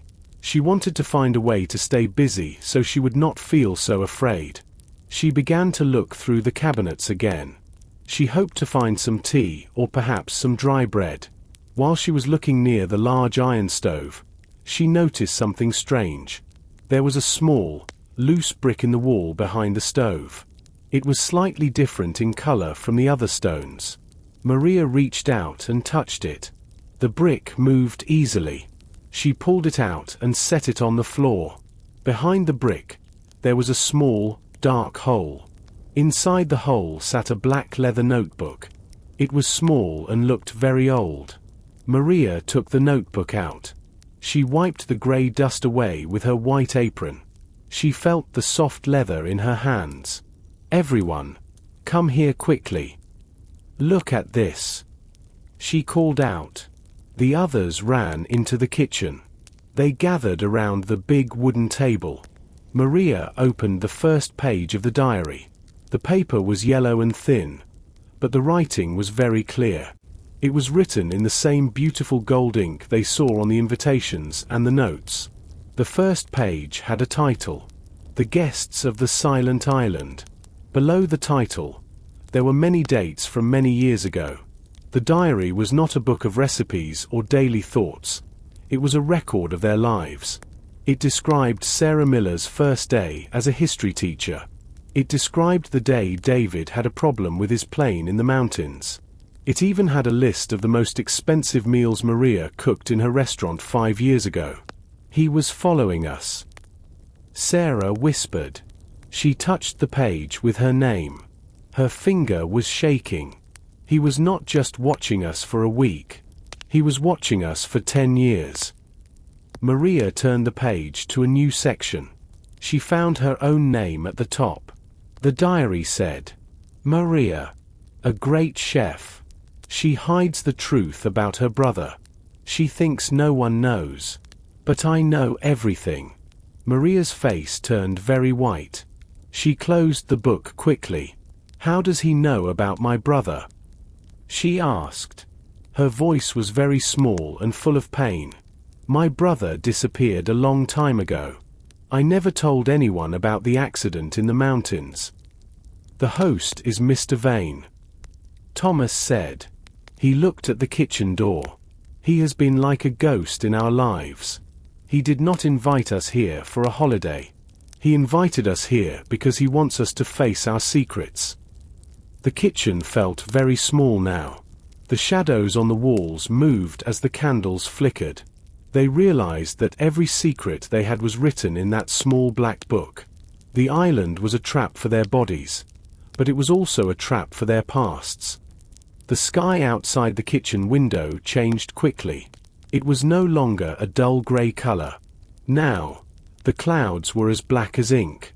The air became very heavy and still for a few minutes. It was a strange, scary silence. Then, the wind arrived. It did not start slowly. It hit the big grey house with a sudden, violent force. "We need to move away from the windows," Dr. Thomas Aries shouted. The 5 adults ran from the kitchen into the center of the house. They went to the large entrance hall where the walls were thickest. The sound of the wind was everywhere. It did not sound like air. It sounded like a giant animal screaming in pain. The heavy stone walls of the house began to shake. "I have never seen a storm like this," David said. He was a pilot, so he knew about the weather. He looked up at the high ceiling. "The pressure is dropping very fast. This is a massive storm. We are in the middle of a cyclone." Suddenly, a bright flash of lightning filled the hall. For 1 second, the dark house was as bright as day. A few seconds later, a massive noise came from the sky. It was a deep, heavy sound that made the floor vibrate under their boots. The rain followed. It hit the roof like thousands of small stones. Maria sat on the bottom step of the marble staircase. She put her hands over her ears. "The house is going to break," she cried. "No," Thomas said, sitting next to her. He tried to sound calm. "This house has stood on this cliff for 100 years. The stones are deep in the rock. We are safe inside, but we are truly trapped now. No boat could survive those waves." Sarah Miller looked toward the front door. She saw water beginning to leak under the heavy oak wood. The sea was so angry that the spray reached the top of the cliff. The smell of salt and wet earth was very strong in the hall. Every time the lightning flashed, they saw the trees in the garden bending almost to the ground. Mr. Black stood near the center of the hall. He looked at his expensive blue suit. It was dirty and wet. He looked at the other guests. The host planned this, too. He whispered. He knew the storm was coming. He knew we could not escape today. They all sat together on the cold floor or the stairs. They were 5 adults with many secrets, but in the middle of the storm, they felt like small insects. The power of the wind and the rain was much bigger than their problems. They watched the shadows dance on the walls as the lightning continued to flash. The night was just beginning, and the great storm was only getting stronger. The 5 adults sat together in the dark entrance hall. The storm was very loud outside. The lightning was bright, and the thunder made the floor shake. Suddenly, a new sound came from the living room. It was not the sound of the wind or the rain. It was a sharp, sudden noise of glass breaking into 1,000 pieces. What was that? Maria cried. She stood up quickly. It came from the living room. David shouted over the noise of the storm. He grabbed his metal flashlight and turned it on. The yellow beam of light moved across the dark walls as they all ran toward the living room door. When they entered the room, the air was freezing. The wind was rushing into the house with great power. David moved his light toward the far wall. One of the large, tall windows was completely shattered. There was glass everywhere on the floor. The long red velvet curtains were flying in the air like wild ghosts. Rain was pouring into the room, soaking the expensive rug and the wooden furniture. The wind broke it. Mr. Black said. He stayed near the door, far away from the flying glass. The storm is too strong for the glass. David walked slowly toward the broken window. He shielded his eyes from the rain with his hand. He looked at the floor. Among the pieces of broken glass, he saw a dark object. It was not a piece of the window frame. It was a heavy, black stone from the garden. David knelt down and picked up the stone. It was wet and cold. The wind did not do this, David said. He turned to the others. The light from his flashlight made his face look very serious. Someone threw this stone through the window. Someone is outside in the storm. Sarah Miller stepped closer. She looked at the hole in the window. But who could stand outside in this rain? She asked. The wind is strong enough to knock a person down. And the cliffs are very dangerous right now. The tall man. Thomas whispered. He remembered the shadow he saw in the garden earlier. The man in the dark coat. He is still out there. He wants us to know that the house cannot protect us. They had to close the hole. The wind was pushing the rain deep into the house. David and Thomas found a large wooden table in the corner of the room. They pushed it against the broken window. Then, they took several heavy blankets from the sofa and stuffed them into the gaps. It did not stop the cold, but it stopped the rushing rain. They stood in the wet living room, breathing hard. The floor was covered in water and sharp glass. They looked at the heavy black stone on the table. It was a message.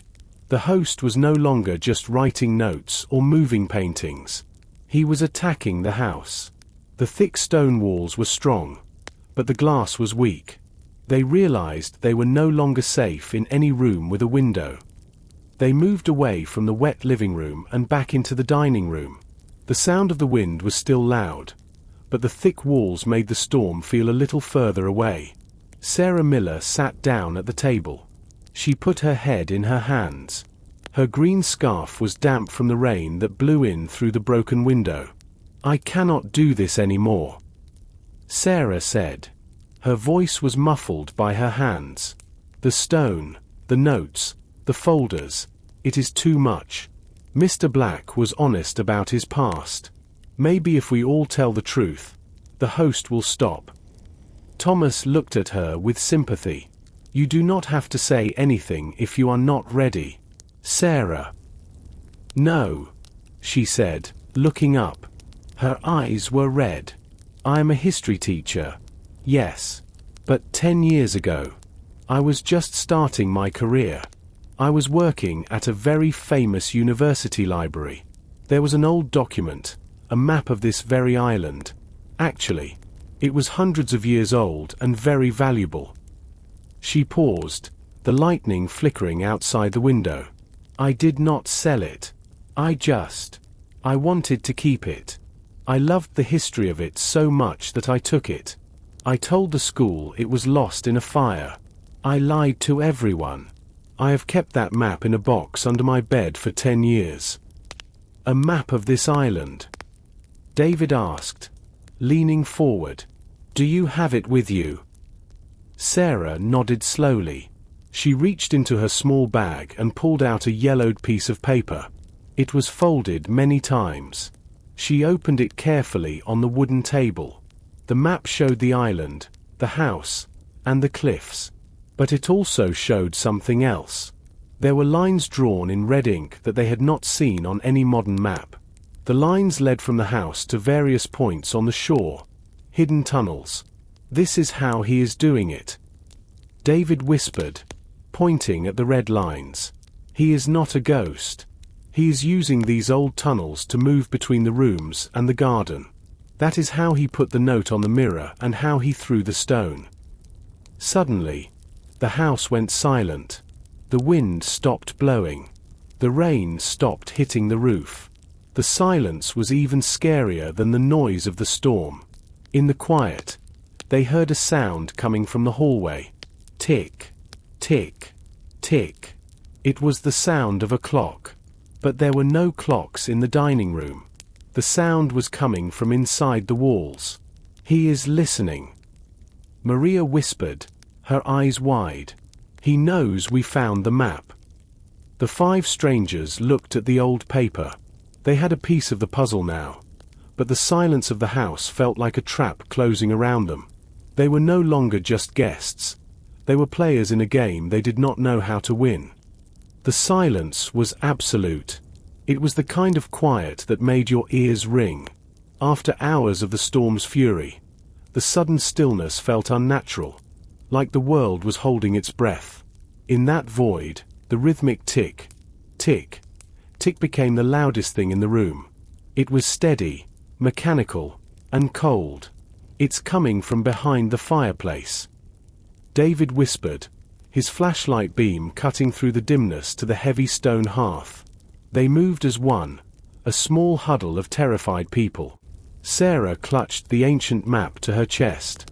If the map was right, the fireplace wasn't just for heat, it was a junction. As they approached, the ticking grew sharper. It wasn't just a clock, it sounded like a timer. Thomas knelt by the stone mantel. He pressed his ear against the cold masonry. "There's a hollow space back here. I can hear the gears turning." "Is it a bomb?" Maria's voice was barely a breath. "I don't think so," David replied, examining the carvings on the stone. "A bomb would be a quick end. Our host seems to prefer the long game. He wants us to feel every second."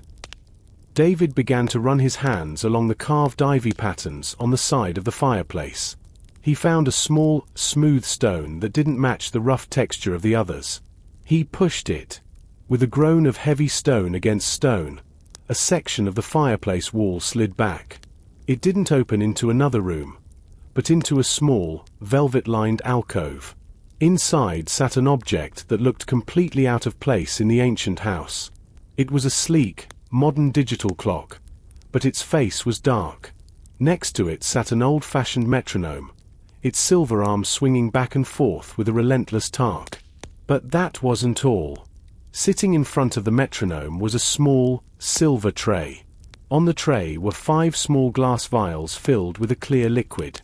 Each vial had a name taped to it. Thomas, Sarah, Black, Maria, David, medicine. Mr. Black asked, his voice cracking. "Or poison?" Thomas reached out, his doctor's instincts warring with his fear. He picked up the vial with his name on it. He held it up to the flashlight. "There's no label telling us what it is. Only our names." Beside the vials was a small card, written in the now familiar gold ink. "The storm has paused, but the tide is rising. At midnight, the lower tunnels will flood. One vial contains the truth. The others contain the end. Choose wisely, for the liar has already drank." The group turned to look at each other. The trust they had tried to build over the last hour shattered instantly. The liar has already drank. Who had eaten or drank something the others hadn't? They remembered the dinner. They remembered the water in their rooms. "I haven't touched anything but the water in my carafe," Sarah said, her eyes darting between the others. "We all drank the water," Maria pointed out, her face hardening. "But who took the first sip? Who was the most thirsty?" The ticking of the metronome seemed to speed up, a mechanical heartbeat mocking them in the silence. The map in Sarah's hand showed the tunnels, but it didn't tell them which path was safe or which vial was the truth. "I'm not touching it," Mr. Black said, backing away from the alcove. "I've already told you my secret. I'm not the liar anymore. I'm the one who told the truth. Being honest now doesn't change what you were." Maria snapped. She looked at the vial with her name on it. Her heart was pounding. The liar has already drank. She thought about the tea she had made for herself in the kitchen when no one was looking. Had it tasted slightly metallic? Or was that just her imagination fueled by fear? "We don't have time to argue over glass bottles," David interrupted. He was looking at the ancient map Sarah had found. The note said the lower tunnels will flood at midnight. If the host is using those tunnels to move around, we need to get down there before they're underwater. It's our only chance to catch him, or find a way out that isn't the pier. Thomas checked his watch. "It's 11:15 p.m. We have 45 minutes.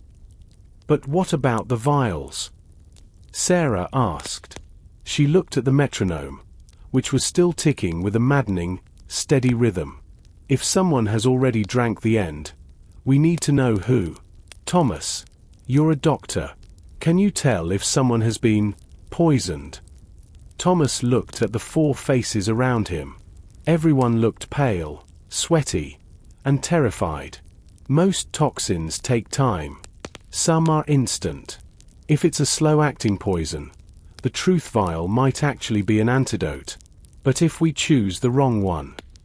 He didn't finish the sentence. The implication was clear. Suddenly, a gargling sound echoed through the room. It wasn't the wind. It was the sound of water, rushing, heavy, and cold. It was coming from the trapdoor they had hidden under the rug. The cellar! David shouted. They ran to the dining table and shoved it aside, tearing the rug away. When David pulled the iron ring, he didn't see the dry stone stairs from before. Instead, the water was already halfway up the steps. It was black, salty, and rising fast. Small pieces of the old files they had seen earlier were floating on the surface like tiny, white boats. The tide. Maria whispered, her voice trembling. The island isn't just a rock. It's hollow. The sea is coming inside. If we're going to find the host, we have to go through the upper tunnels. Sarah said, pointing to the map. Her finger traced a red line. There's an entrance in the library. It leads to the lighthouse on the far side of the cliff. Maybe there's a real radio there. They abandoned the vials for a moment, the fear of drowning becoming greater than the fear of the poison. They sprinted toward the library, their boots splashing through the water that was now beginning to seep up through the floorboards of the dining room. As they reached the library door, David stopped. He turned his flashlight toward the floor. In the fresh puddles on the wood, there were no muddy footprints this time. Instead, there was a single, wet trail of deep red, like someone had dragged a bleeding hand along the wall. The smell in the library was a suffocating mix of old leather, dust, and the metallic tang of fresh blood. David's flashlight beam shook as it followed the red trail. The blood wasn't a pool, it was a series of frantic, smeared handprints against the mahogany bookshelves, as if someone had been bracing themselves against the wood while they ran. Is it the host? Sarah whispered, her voice cracking. Is Mr. Vane hurt? Or is he the one who hurt someone else? Thomas countered. He stepped forward, his medical training taking over his fear for a split second. He knelt by a particularly heavy smear. This is fresh. Someone is losing a lot of blood, and they're moving toward the back of the room.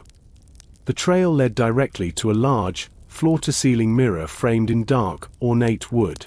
The blood stopped right at the glass.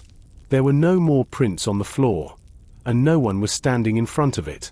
The mirror showed only the 5 of them, tired, wet, and looking like ghosts in the yellow light. The map. David commanded. Sarah, look at the map. Where is the entrance? Sarah's fingers fumbled with the yellowed paper. She held it up to the light. It shows a symbol for a lever behind the history of the C section. That should be right next to the mirror. Maria began pulling books off the shelves, her breath coming in short, jagged gasps. History. History. Here. The Great Tides of 1880. She grabbed the spine of a thick, blue book and pulled.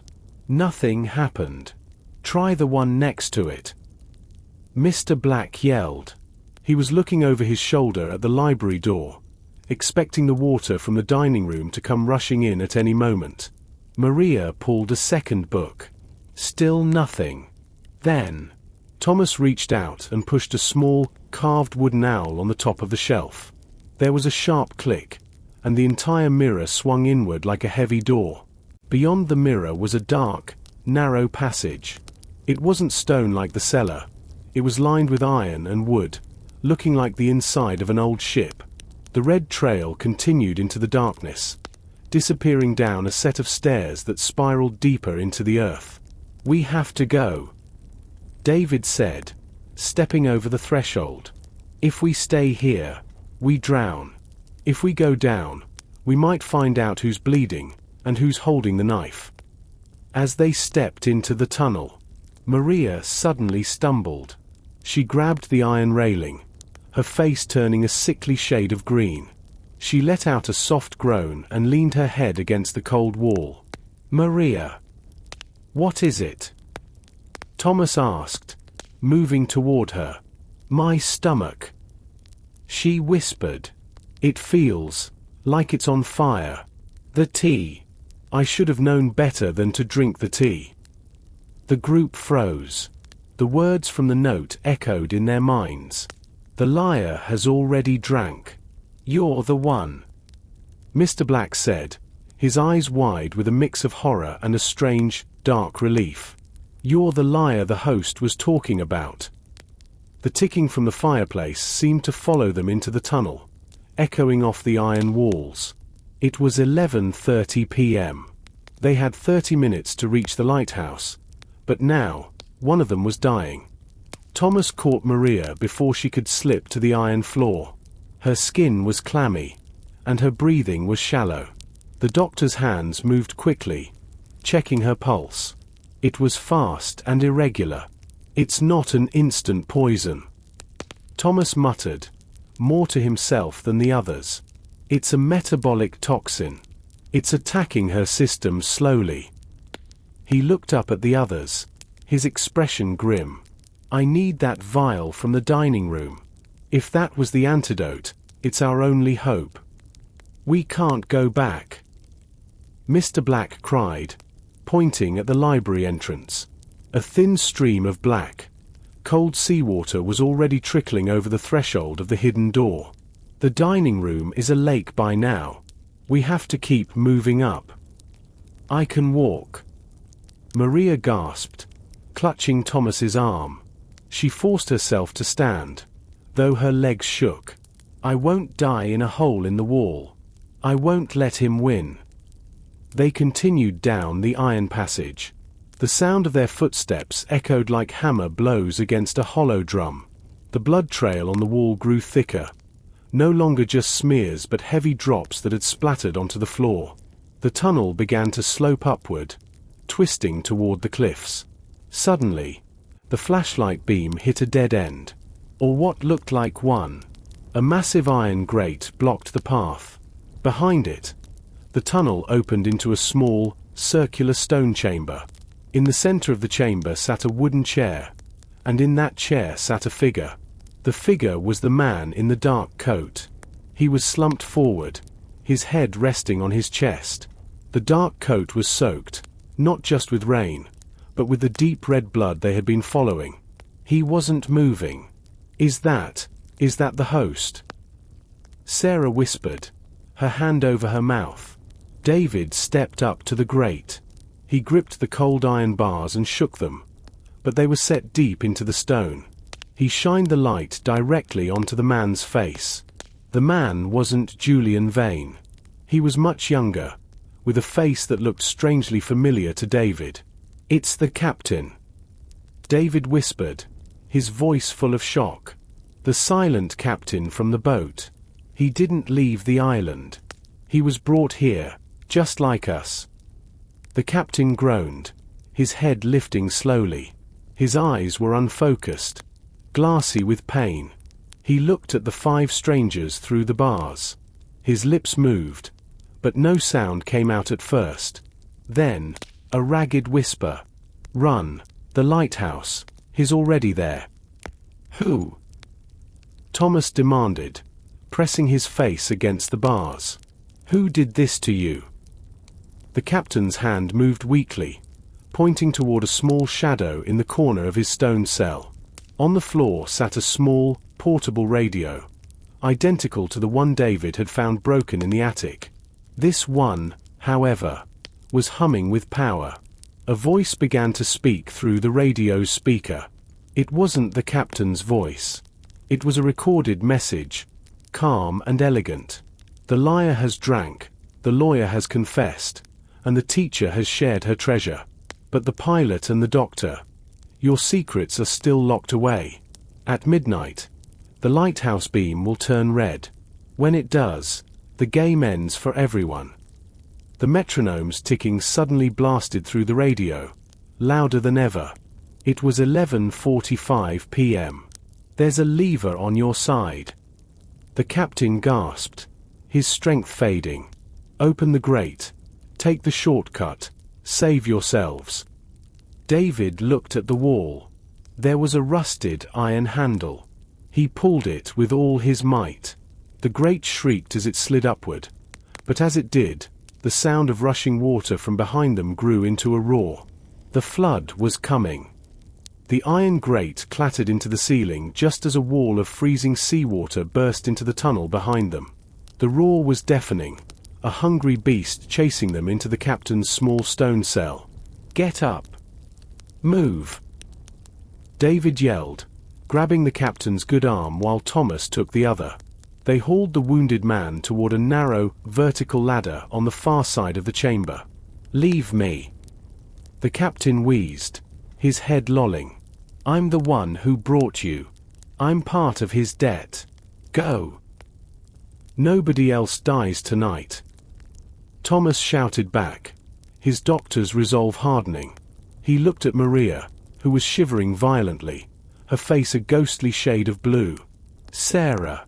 Mr. Black, get Maria up that ladder. Now! They scrambled. Sarah went first, her hands gripping the cold iron rungs. Mr. Black, fueled by a primal fear of the rising tide, shoved Maria upward from below. The water swirled around their ankles, then their knees, pulling at them with the weight of the entire Atlantic. As David and Thomas began to drag the captain up the first few rungs, the man pressed something cold and heavy into David's palm. It was a brass flare gun. In case the light doesn't work. The captain whispered. His eyes rolled back, and his body went limp. A massive surge of water slammed into the room, filling it instantly. David felt the captain's weight slip away into the dark, churning foam. There was no time to mourn. He kicked off the wall and climbed with a desperate, lung-burning speed. They emerged at the top of the ladder into a circular room made of white-painted brick. This was the base of the lighthouse. The air was thin and bitingly cold. Outside, the storm had returned with a vengeance, the wind howling through the narrow slit windows like a chorus of ghosts. He's gone. David gasped, collapsing onto the floor. He looked at the flare gun in his hand. We have 10 minutes. Sarah cried, pointing to a small, dusty clock on the wall. 11:50 p.m. Thomas was already at Maria's side. She was curled in a ball, her breathing ragged. The poison. It's moving faster now that she's cold. David, you're the pilot. You said you knew engines. Is there anything here to help her? David looked around the room. It was filled with old ropes, oil cans, and a backup generator. But his eyes fixed on a small medical kit bolted to the wall, a standard requirement for lighthouse stations. He ripped it open. Inside were basic bandages and a single vial of atropine. Thomas. David held it up. Will this help? Thomas grabbed the vial. It might slow her heart rate enough to fight the toxin. But David. Thomas looked him in the eye, his voice dropping. The diary said you had a problem with your plane in the mountains. It said you were used to being alone because you were the only one who survived. Who did you leave behind to get that plane back in the air? David froze. The secret he had buried under years of solo flights and mountain peaks finally clawed its way to the surface. My brother. David whispered, the words tasting like ash. The engine failed. The plane was too heavy to climb. I told him to jump with the only parachute. But I was the one who pulled the handle for the cargo bay. I stayed with the plane. I survived. He didn't. The lighthouse hummed.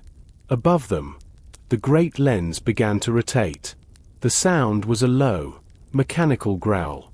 "The light," Sarah whispered, looking up at the spiral stairs. "It's turning." They looked at the stairs. At the very top, a shadow moved. The host was waiting. The spiral staircase of the lighthouse was a narrow ribbon of cold iron that seemed to stretch forever into the darkness. Every step echoed like a heartbeat. David led the way, the heavy flare gun clutched in his hand. Thomas followed, virtually carrying Maria, whose breathing had slowed to a terrifying, rhythmic wheeze. Sarah and Mr. Black pressed close behind, their eyes darting toward the shadows below as the water continued to rise in the base of the tower. "We're almost there," David shouted over the roar of the wind. "I can't. Keep going." Thomas gasped, his knees buckling under Maria's weight. He leaned against the curved brick wall, his chest heaving. "David, you asked about my secret. The donor. 10 years ago. There was a car accident. A young girl and a powerful politician. I only had one operating theater ready immediately. I chose the man.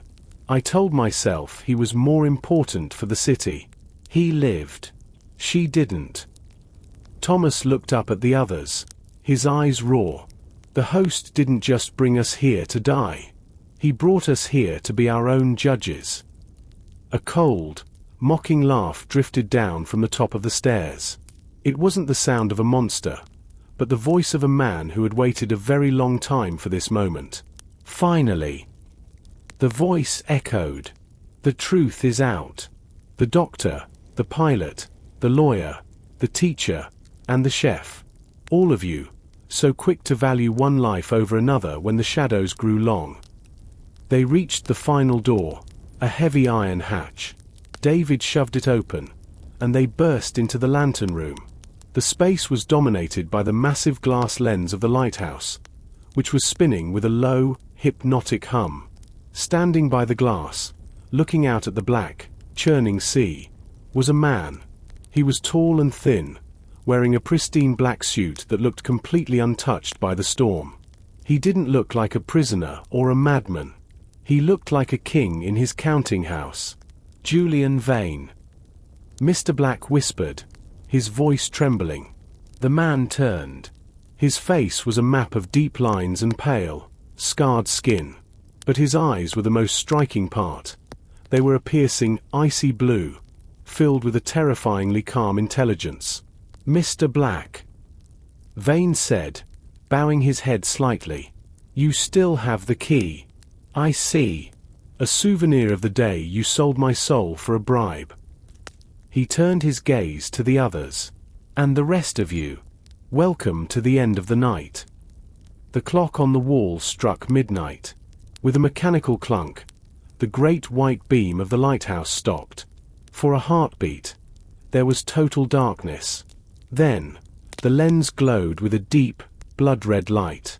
The red beam swept across the island, turning the white foam of the waves into what looked like rivers of blood. "The light is red," Sarah cried, clutching her map. "The game is over. What now?" Vane walked toward them, stepping over a small box on the floor. He picked up a silver remote control. "Now," he said softly, "the island returns to the sea. The tunnels are already full. The base is flooding. This lighthouse is the only thing left above water, and it is rigged with enough explosives to light up the coast for miles." He held up the remote. "One of you has the antidote for the chef in your pocket. One of you has a flare gun. And one of you has the truth. But only one of you can leave this rock alive." The red light of the lighthouse lens rhythmically washed over the room, turning every face into a mask of crimson. Julian Vane stood perfectly still, the remote control held loosely in his hand. He looked at the group with a mixture of pity and cold satisfaction. "You look at me like I am the monster," Vane said, his voice cutting through the mechanical hum of the lens. "But I am merely the mirror. I didn't make you take bribes. Mr. Black." I didn't force you to steal history. Sarah. I didn't tell you to play God. Doctor. Or to abandon your blood. Pilot. He stepped toward the edge of the glass gallery. Outside this room, there is a single-person life pod. It is fast, automated, and will take you to the mainland in an hour. 1 seat. 1 life. The tension in the room snapped like a dry twig. Mr. Black lunged forward, his eyes wild. I have money. Vane, name your price. I can make all your legal problems disappear. Sarah gripped the ancient map, her knuckles white. We can all fit. We have to. Thomas stayed on his knees, his hand pressing a damp cloth to Maria's forehead. He looked at the flare gun in David's hand. David, don't. David raised the brass flare gun. The heavy barrel was steady, pointed directly at Vane's chest. Drop the remote. Julian, we're all leaving, or no one is. A pilot's bravado. Vane mused, his finger hovering over the red button on the remote. But if you shoot me, my thumb slips. The charges in the Foundation detonate instantly. You don't have the altitude to survive this crash. David. Maria let out a sharp, gasping breath. Her eyes flickered open, stained with the red light of the room. The truth. She whispered, looking at Thomas. Thomas reached into his pocket. He pulled out the vial he had snatched from the dining room alcove before they fled the flood. It was the one labeled with his own name. He looked at Vane. You said 1 vial contained the truth. You meant the antidote. Correct. Doctor. Vane smiled thinly. But there is only enough for 1 dose. You can save the chef, or you can keep it for yourself in case you were poisoned by the water. A final test of your priority list. David's finger tightened on the trigger of the flare gun. The red beam swept over them again. Tick, tick, tick. 5 seconds until the final sequence begins. Vane announced. Decide. Who is the most important person in this room? The lighthouse groaned. Deep below, the sound of metal buckling under the pressure of the rising tide echoed up the central shaft. The choice was no longer about secrets. It was about the raw, terrifying reality of survival. The red light pulsed one last time, a mechanical heartbeat fading into the dark. In the suffocating silence of the lantern room, the weight of 10 years of secrets finally collapsed. The doctor first. Julian Vane whispered, his thumb trembling over the red button. What is your choice? Thomas. Thomas didn't look at Vane. He looked at Maria, whose eyes were fluttering, her life slipping away in the shadow of the great lens. Without a word, he uncorked the vial and pressed it to her lips. He didn't save himself. He didn't choose the important man. He chose the woman whose name he barely knew 48 hours ago. Every life, Thomas said, his voice cracking, is the right choice. Vane's expression shifted, not into anger, but a strange, hollowed-out peace. He looked at David, who still held the flare gun. And you, pilot. Will you pull the trigger and live with another ghost? David looked at the flare gun, then at the iron hatch leading to the life pod. He remembered his brother falling into the clouds. He remembered the cold silence of the mountains. He slowly lowered the weapon. No more ghosts. David said. He didn't shoot Vane. Instead, he turned and fired the flare through the broken glass of the gallery, straight into the black sky. The brilliant white light of the flare illuminated the ocean for miles, a defiant scream against the darkness of the island. Go!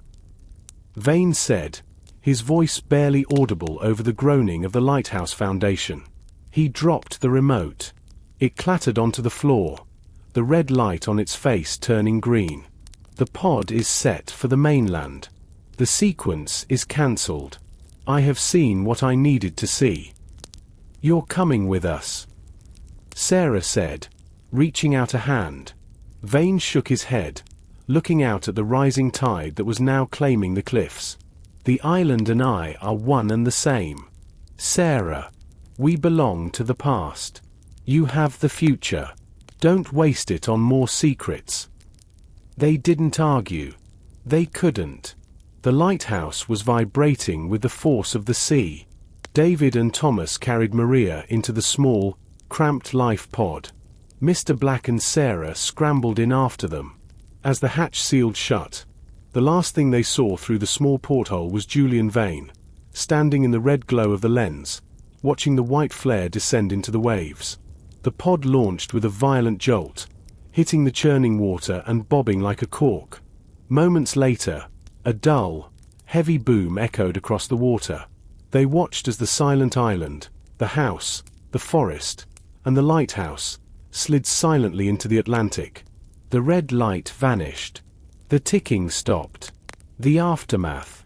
The sun rose over a calm, blue sea. By the time the Coast Guard found the pod drifting 5 miles from the coast, the 5 survivors were different people.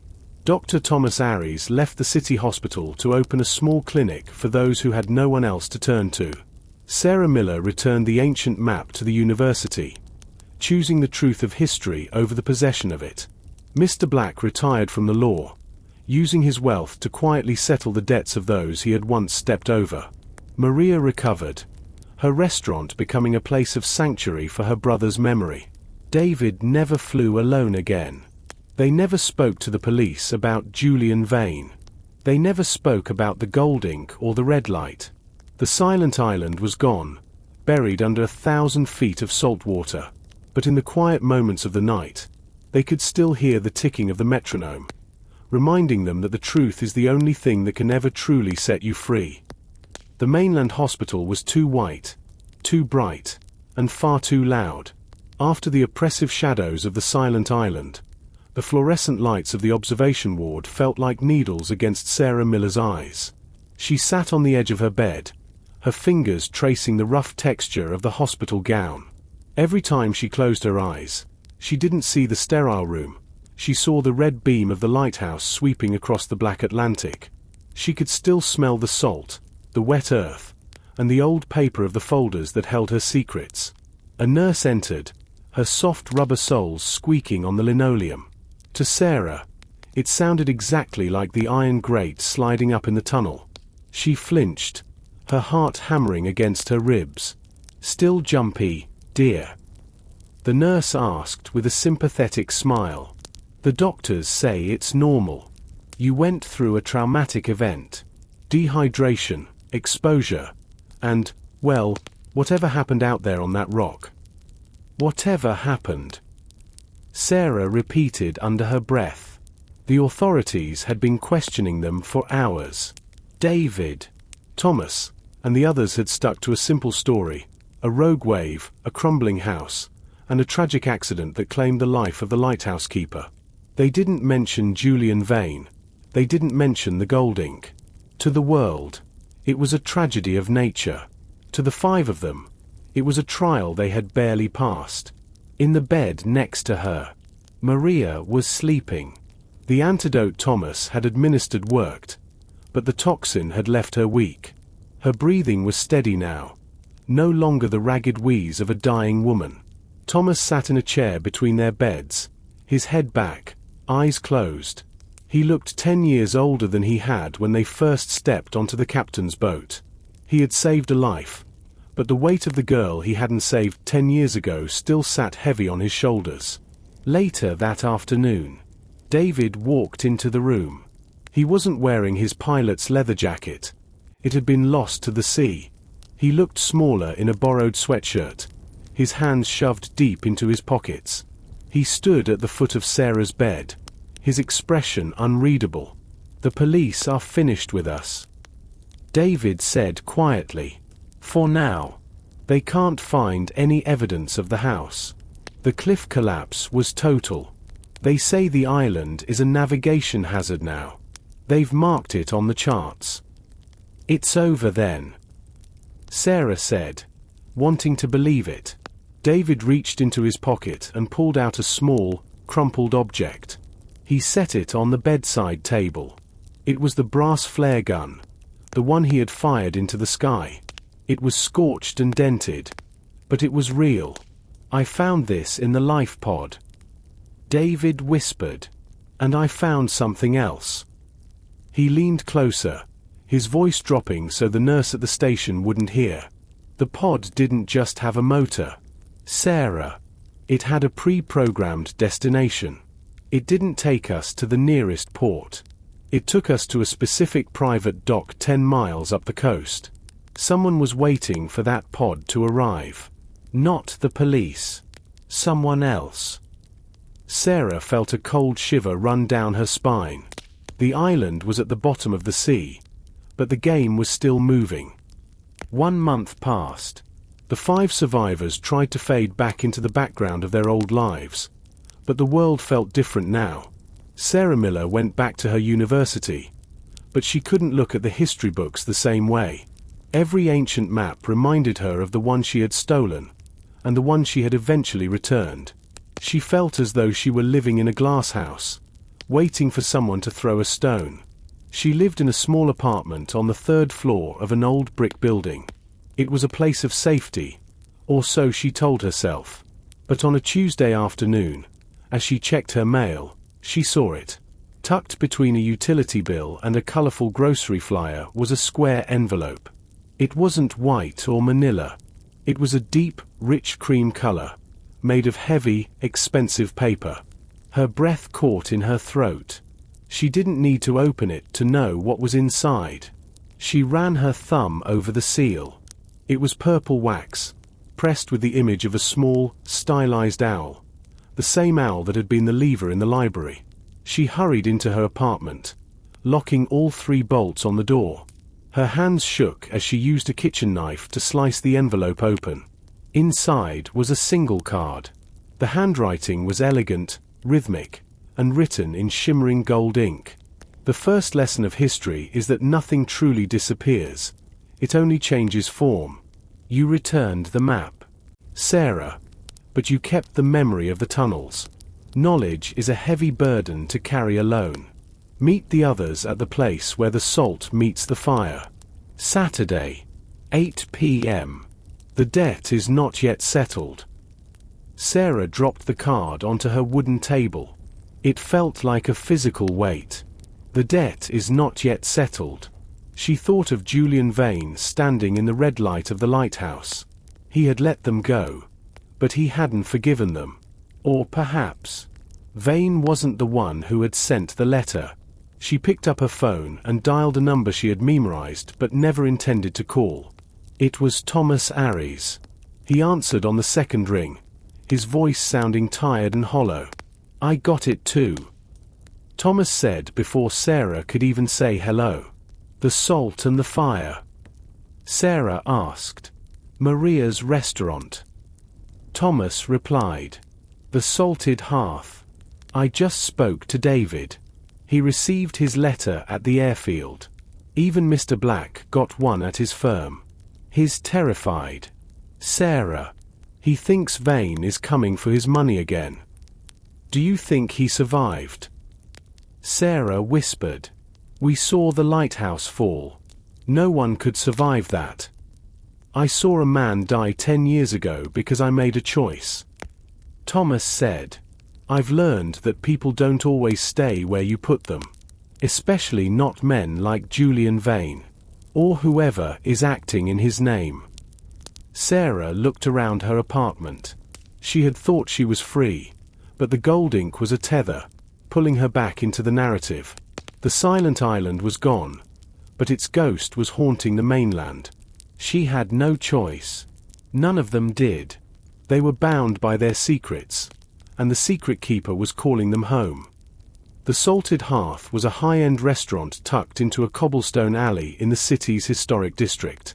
Usually, it was filled with the sounds of clinking wine glasses and soft jazz. But tonight, Maria had closed it for a private event. The windows were dark, and a closed sign hung crookedly on the heavy oak door. Sarah arrived first. She stood in the cold rain, her coat pulled tight, until the door opened. Maria stood there, her face pale but her eyes sharp. She looked stronger than she had in the lighthouse, but there was a new hardness to her expression. "Come in," Maria said, stepping aside.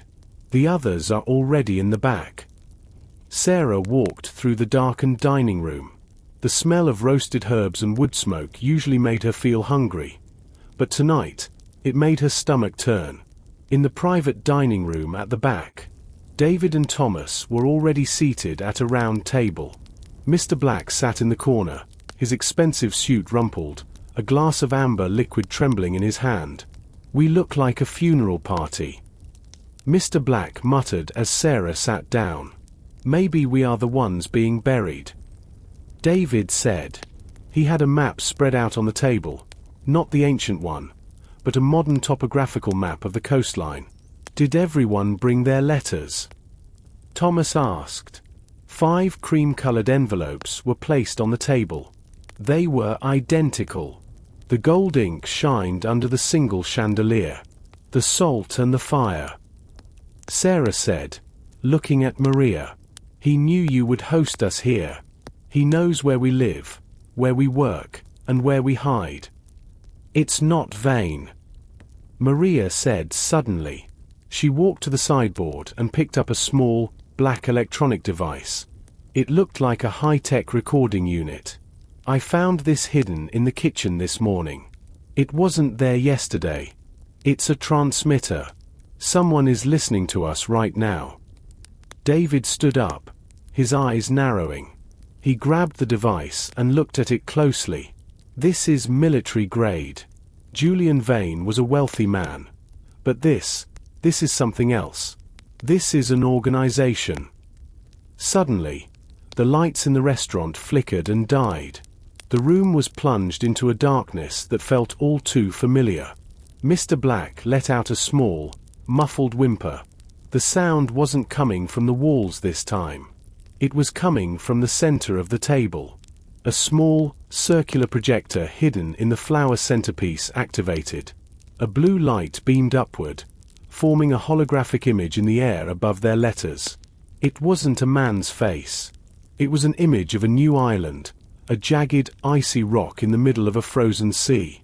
The silent island was a test. A new voice spoke from the speakers of the transmitter.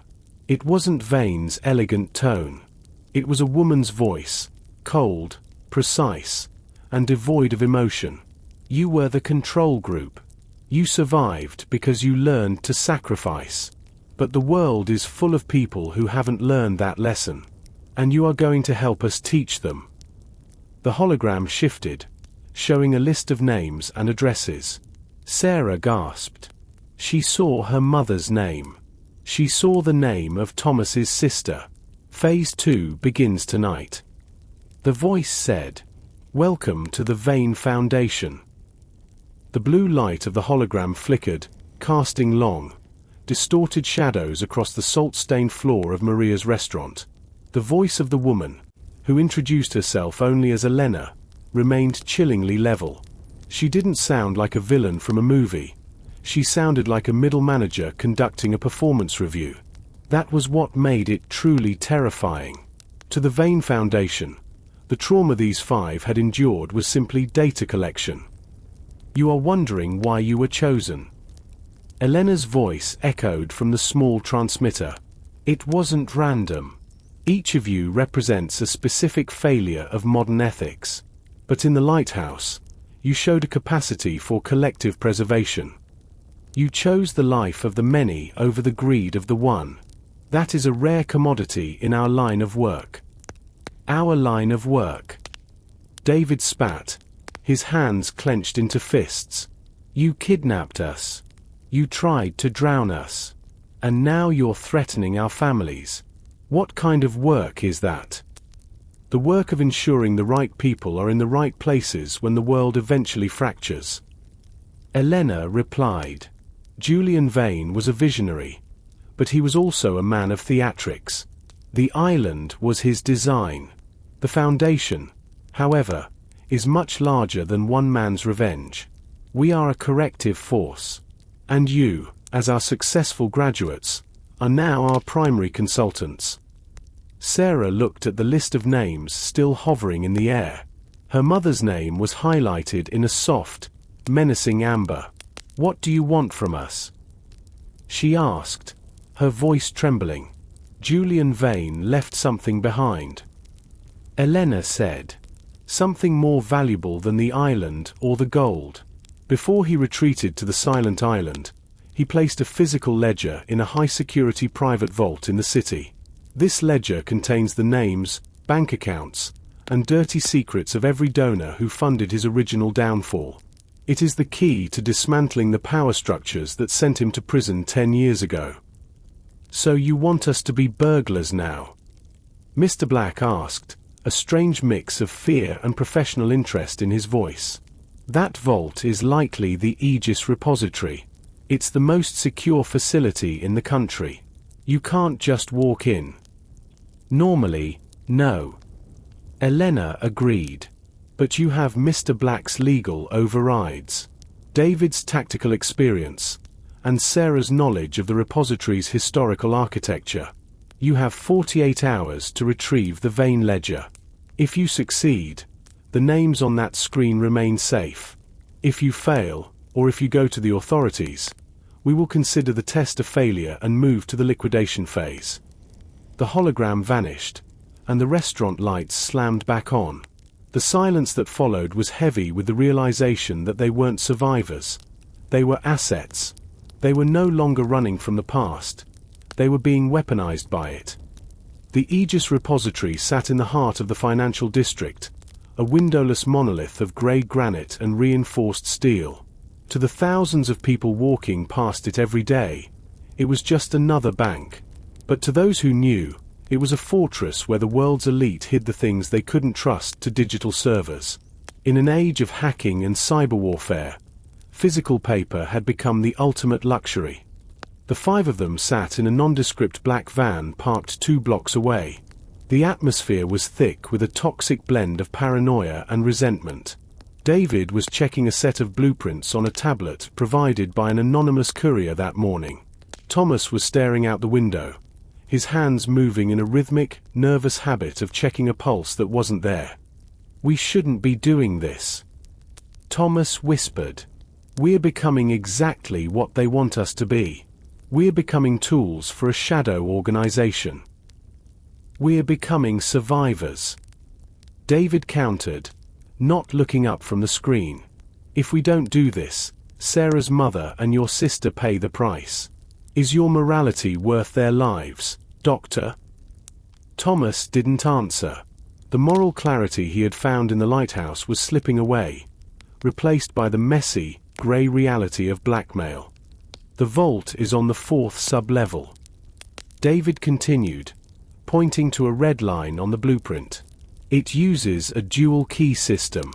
One is a biometric scan, which the Foundation has already spoofed for us using Vane's old records. The second is a mechanical sequence. That's where Mr. Black and Sarah come in. The lock is based on an 18th century design that Vane had custom installed. It's a Vigini cipher," Sarah said, her voice sounding hollow. "A polyalphabetic substitution. The key to the lock isn't a physical object. It's a word. Vane loved his puzzles. He would have chosen a word that only someone who understood his history would know." "And if we get it wrong?" Maria asked from the driver's seat. She was still pale, the lingering effects of the toxin making her movements slow. "The vault is lined with halon gas," Mr. Black said, his voice shaking. "It's an oxygen-depleting fire suppressant. If the sequence is wrong, the room seals, the gas drops, and we stop breathing in about 90 seconds. It's a very legal way to handle intruders without spilling blood." They looked at the grey building. It looked like a tomb. They were 5 people who had been broken by an island, and now they were being asked to break into a grave. David checked his watch. "It's time. Remember, the Foundation is watching. Not just through the cameras, but through each other. If one of us runs, we all lose. The interior of the Aegis repository was unnervingly quiet. The air was climate-controlled to a perfect, chilling temperature, and the only sound was the low hum of the air filtration system. Thanks to the Foundation's consultation, the security guards had been reassigned to a different floor for a 15-minute window. They moved through the corridors like ghosts. David led the way, his eyes scanning for motion sensors. They reached the heavy circular door of sub-level 4. Mr. Black stepped forward, his fingers trembling as he entered a long string of bypass codes he had been forced to memorize. The heavy door and rotated, swinging open with a weight that felt like a mountain moving. Inside, the vault was lined with thousands of small, silver boxes, but in the center stood a single, ornate pedestal holding a leather-bound book.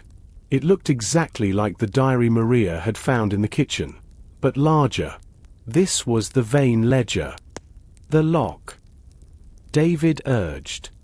Sarah stepped up to the pedestal.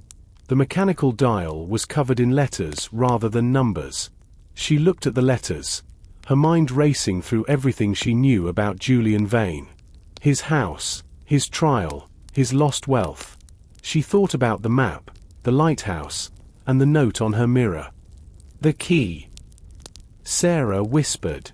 What was the one thing he kept saying? The one thing he wanted us to understand. Justice. Mr. Black suggested. No. Sarah said. He didn't want justice. He wanted a record.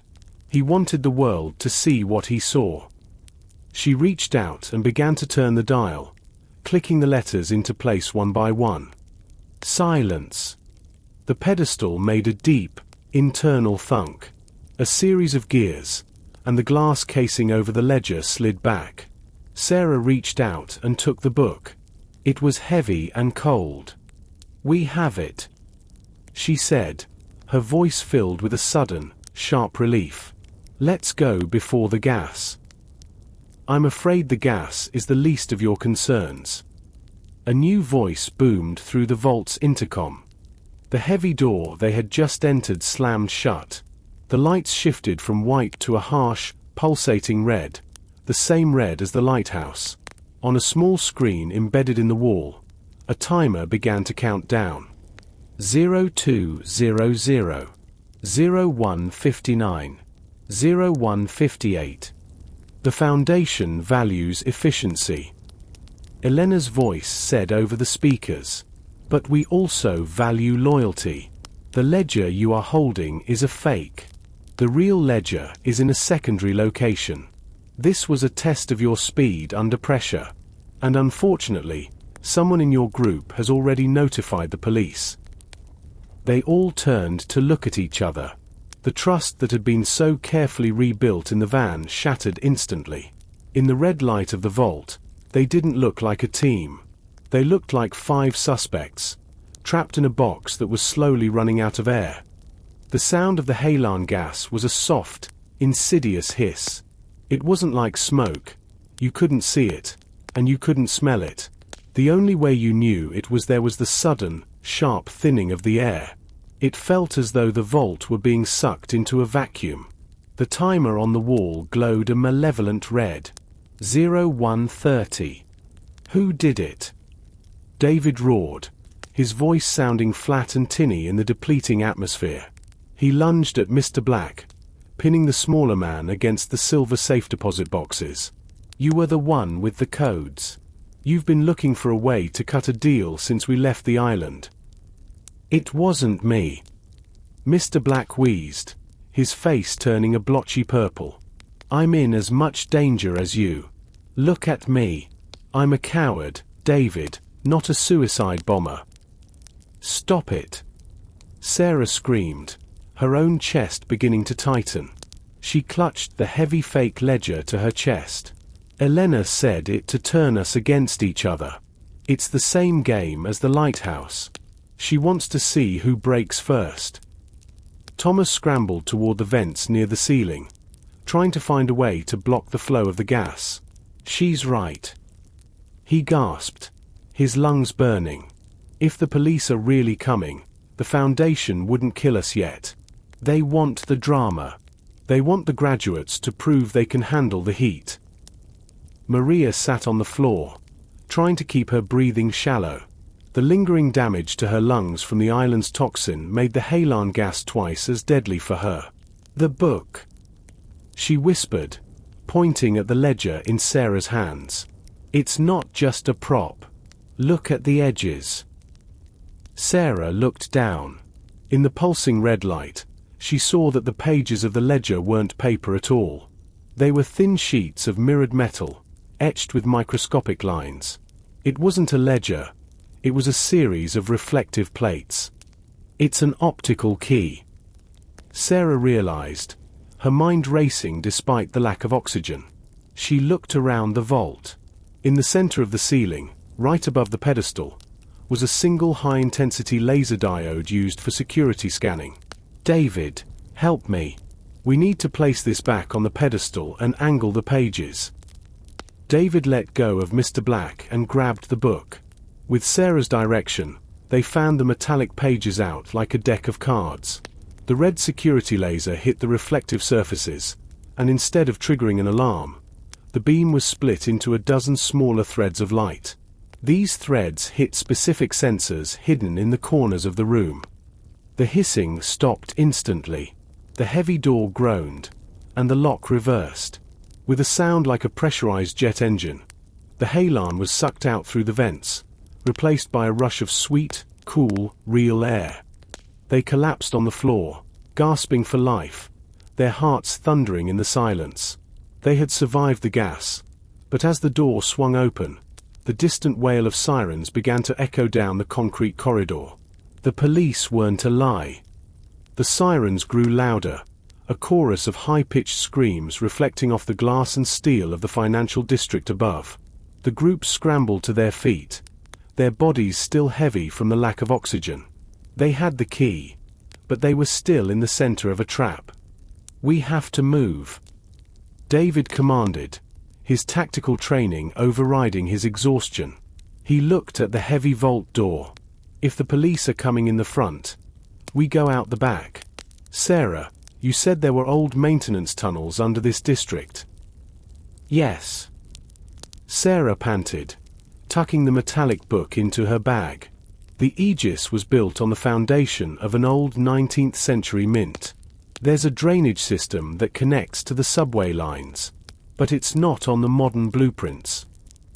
As they turned to leave, Thomas stopped. He was looking at David's discarded jacket on the floor. A small, blue light was blinking inside the inner pocket. He reached in and pulled out a burner phone, one that none of them had seen before. David, Thomas said, his voice cold. What is this? The group froze. David looked at the phone, then at the 4 pairs of eyes watching him. He didn't look guilty. He looked tired. I didn't call the police. David said slowly. I was messaging someone. An old contact from my days in the mountains. I wanted to see if we could get a flight out of here without the Foundation knowing. You went behind our backs? Maria asked, her voice trembling with a mix of anger and hurt. After everything. After the lighthouse. I was trying to save us. David snapped. Do you really think Elena is going to let us walk away once we find the real ledger? We're loose ends, Maria. I was trying to find an exit strategy. And you led them right to us. Mr. Black whimpered, pointing at the blinking light on the phone. That's a GPS tracker. The Foundation didn't need to guess where we were. They were watching your signal the whole time. The realization hit them like a physical blow. The Foundation hadn't just been testing their speed. They had been monitoring their loyalty. By trying to find a way out, David had triggered the liquidation phase Elena had mentioned. The police aren't here for a robbery. Sarah whispered, listening to the rhythmic stomping of heavy boots on the stairs above. They're here for us. The Foundation must have flagged us as terrorists. If we're caught, We disappear into a black site.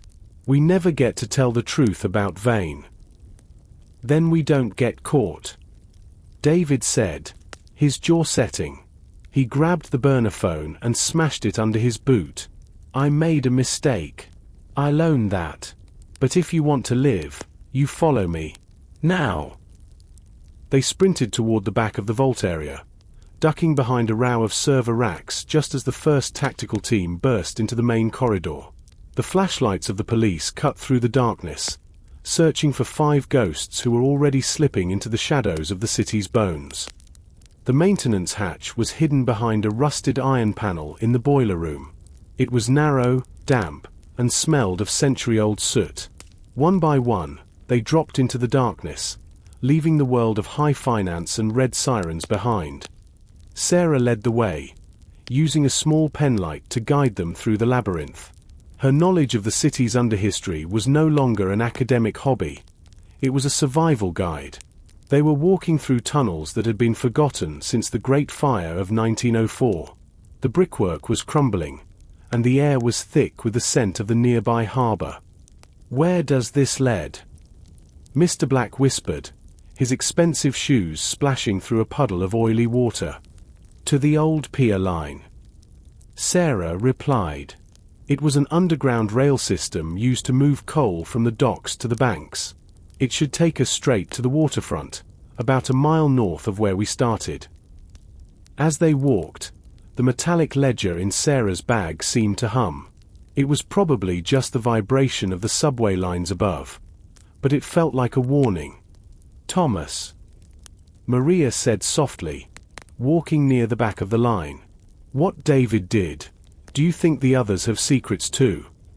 The Foundation said we were chosen for our failures. Thomas looked at her. We all have things we'd rather forget, Maria. But look at us.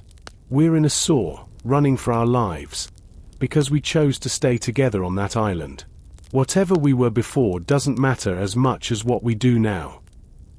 Suddenly, the tunnel opened into a vast, vaulted chamber. It was an old coal terminal, filled with rusted machinery that looked like skeletal monsters in the dark. But they weren't alone.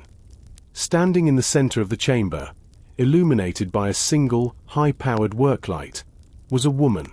She was dressed in a sharp, grey suit, her hair pulled back into a perfect, tight bun. It was Elena. She wasn't holding a weapon. She was holding a tablet, her face glowing with the soft blue light of the screen. Impressive time, David. Elena said, her voice echoing off the brick walls. Using the old coal lines was a clever move. But you forgot one thing about the Vane Foundation. What's that? David asked, stepping in front of the others, his hand reaching for a piece of rusted pipe on the ground. We don't just follow the history. Elena said, looking at Sarah. We own the geography. This terminal belongs to one of our subsidiaries. You haven't escaped the repository. You've just moved to a different room in our house. She tapped a button on her tablet. A section of the brick wall slid back, revealing a modern, high-tech elevator. The police were a distraction. Elena explained. A way to see if you would turn on David. You didn't. You stayed as a unit. That was the real requirement for the next phase. Now, come with me. The real Julian Vane is waiting, and he's not as dead as the lighthouse made him look. The elevator ride was silent, a vertical descent into a world of polished chrome and reinforced glass that felt light years away from the damp, smelling coal tunnels. There were no buttons, no floor indicators, just a smooth, pressurized movement that made their ears pop twice. When the doors finally slid open, the group stepped out into a sprawling, subterranean atrium filled with lush, tropical plants and the soft sound of falling water. The ceiling was a massive screen projecting a perfect, high-definition loop of a sunset over a calm sea. This is the heart of the Vane Foundation. Elena said, her voice echoing softly. The world thinks Julian Vane was a victim of his own greed.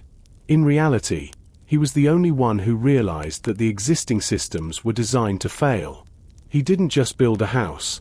He built a lifeboat for the coming collapse. In the center of the atrium sat a high-tech medical suite. Through the transparent walls, they could see a figure sitting in an ergonomic chair, surrounded by screens displaying global financial data, satellite feeds, and the very same biographies they had found in the cellar. The man who stepped out to meet them wasn't the scarred, vengeful ghost they had seen in the lighthouse. This Julian Vane looked younger, his skin healthy, his eyes bright with a sharp, terrifying clarity. He wore a simple white linen shirt and dark trousers. The scarred Vane from the island had been a performance, a costume designed to evoke fear and guilt. The lighthouse was a masterpiece of theater, wouldn't you agree? Vane asked, a thin smile playing on his lips. Fear is the only tool that can strip away the layers of a civilized lie. I needed to know who you were when everything, light, air, hope, was taken away. And you, my friends, exceeded every projection. You're alive. David whispered, his hand still gripping the rusted pipe he'd carried from the tunnel. We watched you fall. We watched the island disappear. I was never on the island. Vane replied calmly. The man you saw was a highly skilled decoy. A man who, like the captain, was given a chance to clear his own debts through service. He knew the risks. He accepted the end. The Vane you see before you is the architect. The one on the island was merely the building. Sarah stepped forward, clutching her bag with a metallic ledger. Why? Why the notes, the poison, the folders? If you have all of this. She gestured to the billion-dollar facility. Why did you need to play with our lives? Because wealth is easy to acquire, Sarah. Vane said, walking toward her. Loyalty is not. Integrity is not. I am building something that requires people who have seen the bottom of the abyss and refuse to blink. The ledger you hold is the key to a decentralized financial network that will render the banks you just robbed obsolete. But it requires 5 guardians. 5 people who know the cost of a secret. The group stood in a circle around Julian Vane, the lush plants of the atrium feeling more like a cage than a garden. The transition from being victims to being recruits was too fast, too jarring. Maria felt a wave of nausea, her hand going to her stomach where the toxin had once burned. You're asking us to be your soldiers, Maria said, her voice hard. You're asking us to help you dismantle the world because you were treated unfairly 10 years ago.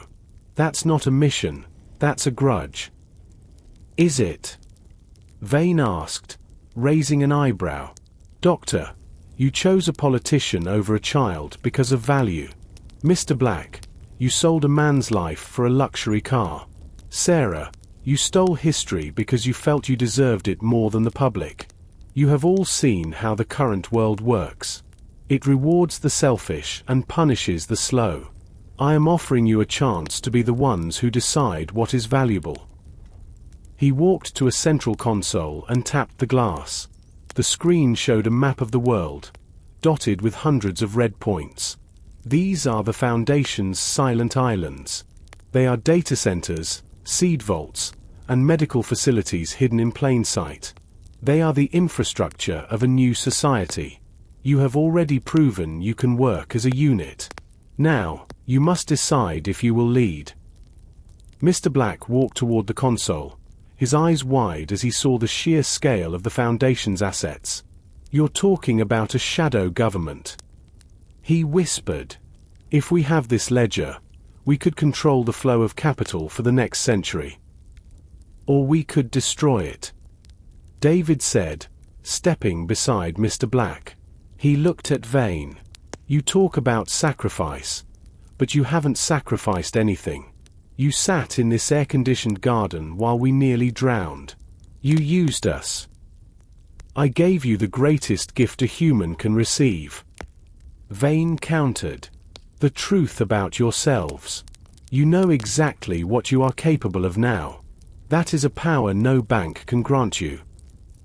Suddenly, the overhead sunscreen flickered. The peaceful orange glow was replaced by a harsh, flashing white light.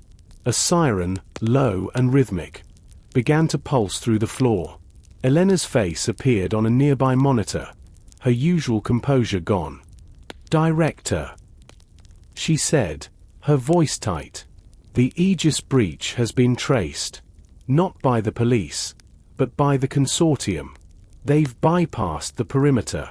They're in the coal tunnels." Vane's face didn't change, but his eyes narrowed. The consortium. They were the ones who paid Mr. Black 10 years ago. They've been looking for my ledger since the day I went to prison. It seems they didn't want to wait for the graduates to finish their training. "If they get that book," Mr. Black said, his voice rising in panic, "they won't build a new world. They'll just tighten the noose on the old one." The peace of the sanctuary was shattered by a muffled explosion that vibrated through the reinforced floor. Dust sifted down from the high-tech ceiling, coating the tropical ferns in a fine grey powder. The sunset projection on the ceiling cut to black, leaving the atrium bathed in the harsh, blue glow of emergency lights. "They're using thermal lances on the elevator shaft," Elena reported, her image flickering. "We have 6 minutes before they breach the atrium.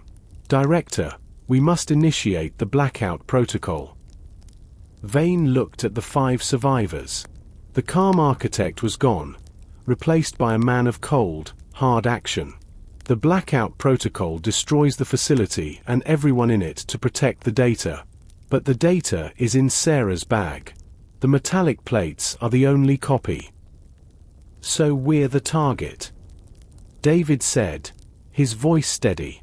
He looked at the rusted pipe in his hand and dropped it, picking up a heavy, specialized security baton from a nearby rack.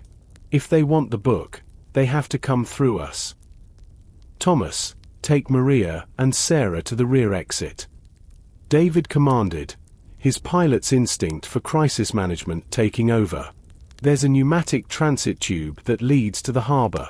Vane, I assume that's how you get your supplies."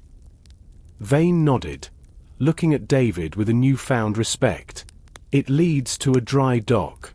There is a submersible waiting. But the transit tube requires a manual override from the main console, and it takes 3 minutes to prime." "I'll do it," Mr. Black said suddenly. He stepped toward the console, his fingers flying over the holographic keys. "I spent 10 years helping the consortium steal. I know their codes. I can lock them out of the secondary systems and buy you the 3 minutes. They'll kill you if you stay at the console," Sarah said, reaching for his arm. Mr. Black looked at her, a strange, sad smile on his face. "I've been dead since I took that bribe, Sarah. This is the first time I've felt like a lawyer in a long, long time. Go." The sound of the elevator shaft being ripped open echoed through the atrium, a shrieking of metal that sounded like a dying wail. A group of shadows, dressed in tactical gear and carrying suppressed rifles, began to descend on rappelling lines from the darkened ceiling. "Move!" David yelled, shoving Thomas and the women toward the rear hallway. David stayed behind, standing back to back with Julian Vane. The pilot and the architect, the man who lived in the sky and the man who lived in the shadows, faced the descending army. Above them, Mr. Black's fingers continued to dance across the keys, a frantic rhythm that was the only thing keeping the doors to their escape route open. "For what it's worth," Vane said, his eyes fixed on the first tactical soldier to hit the floor. "You were always my favorite group." "Shut up, Julian," David growled, and the final battle for the Vane ledger began. The atrium, once a serene sanctuary of glass and greenery, had become a slaughterhouse of high-tech debris. The first wave of consortium tactical soldiers descended like spiders on silk threads, their suppressed weapons spitting silent, lethal bursts that shredded the tropical ferns into a green mist. Julian Vane, the man who had orchestrated the trauma of the Silent Island, now stood in the center of the storm he had created. He moved with a cold, predatory grace, firing a compact sidearm with the detached precision of an accountant balancing a ledger. "They want the book, David," Vane shouted over the sudden, sharp crack of a grenade. "If they get to that console, the transit tube will lock permanently. You have to keep them back." David didn't need to be told.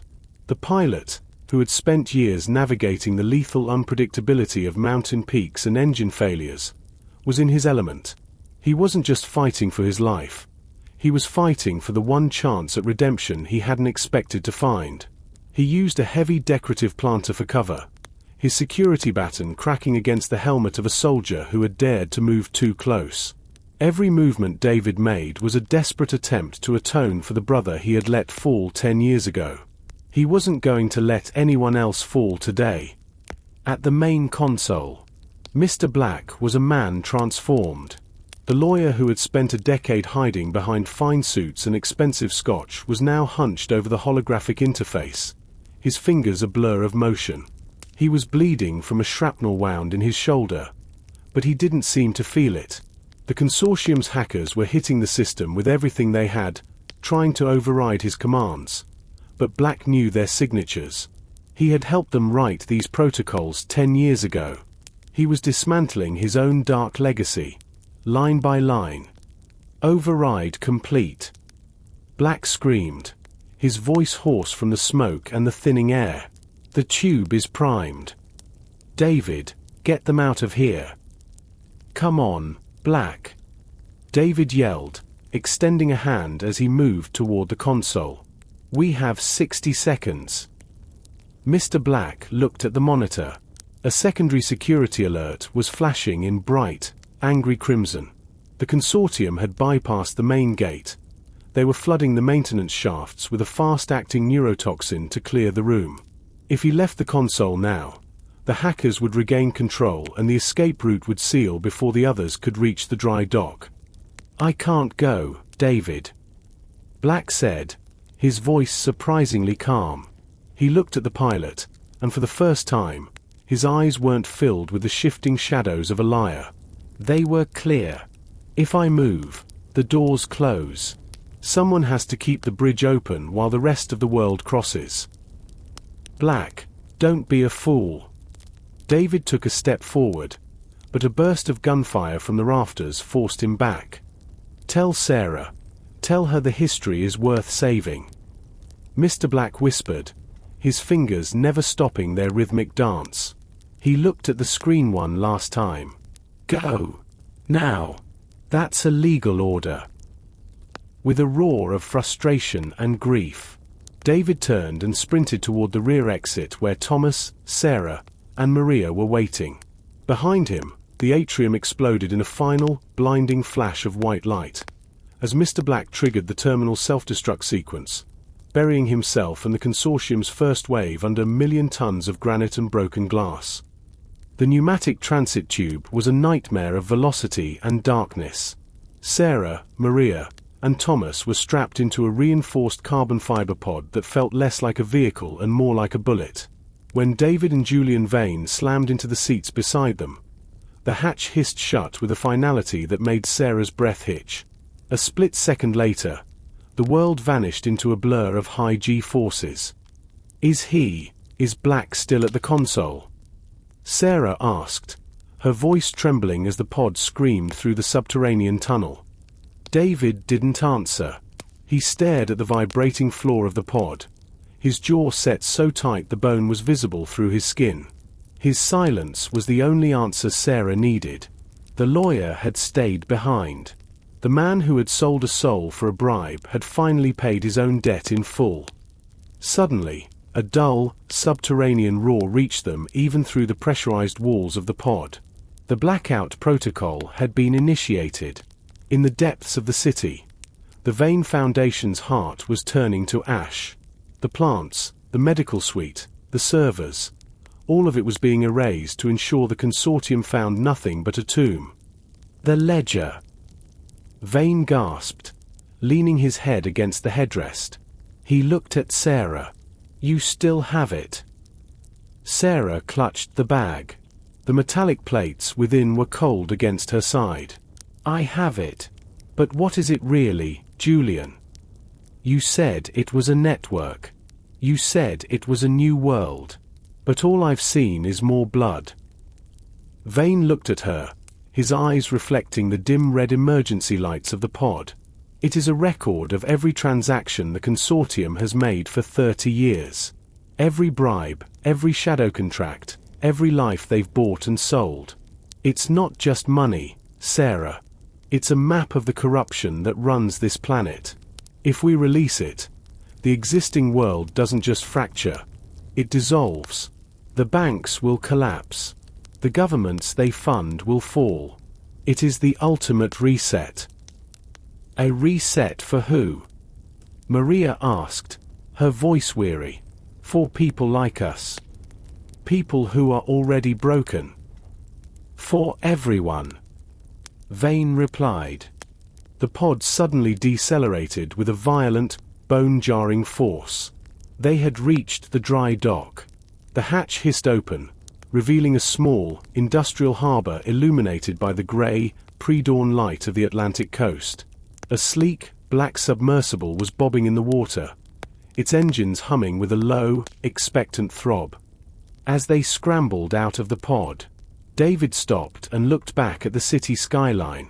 Far in the distance, a plume of smoke was rising from the financial district, a silent pillar of gray against the rising sun. The silent island was no longer a rock in the sea.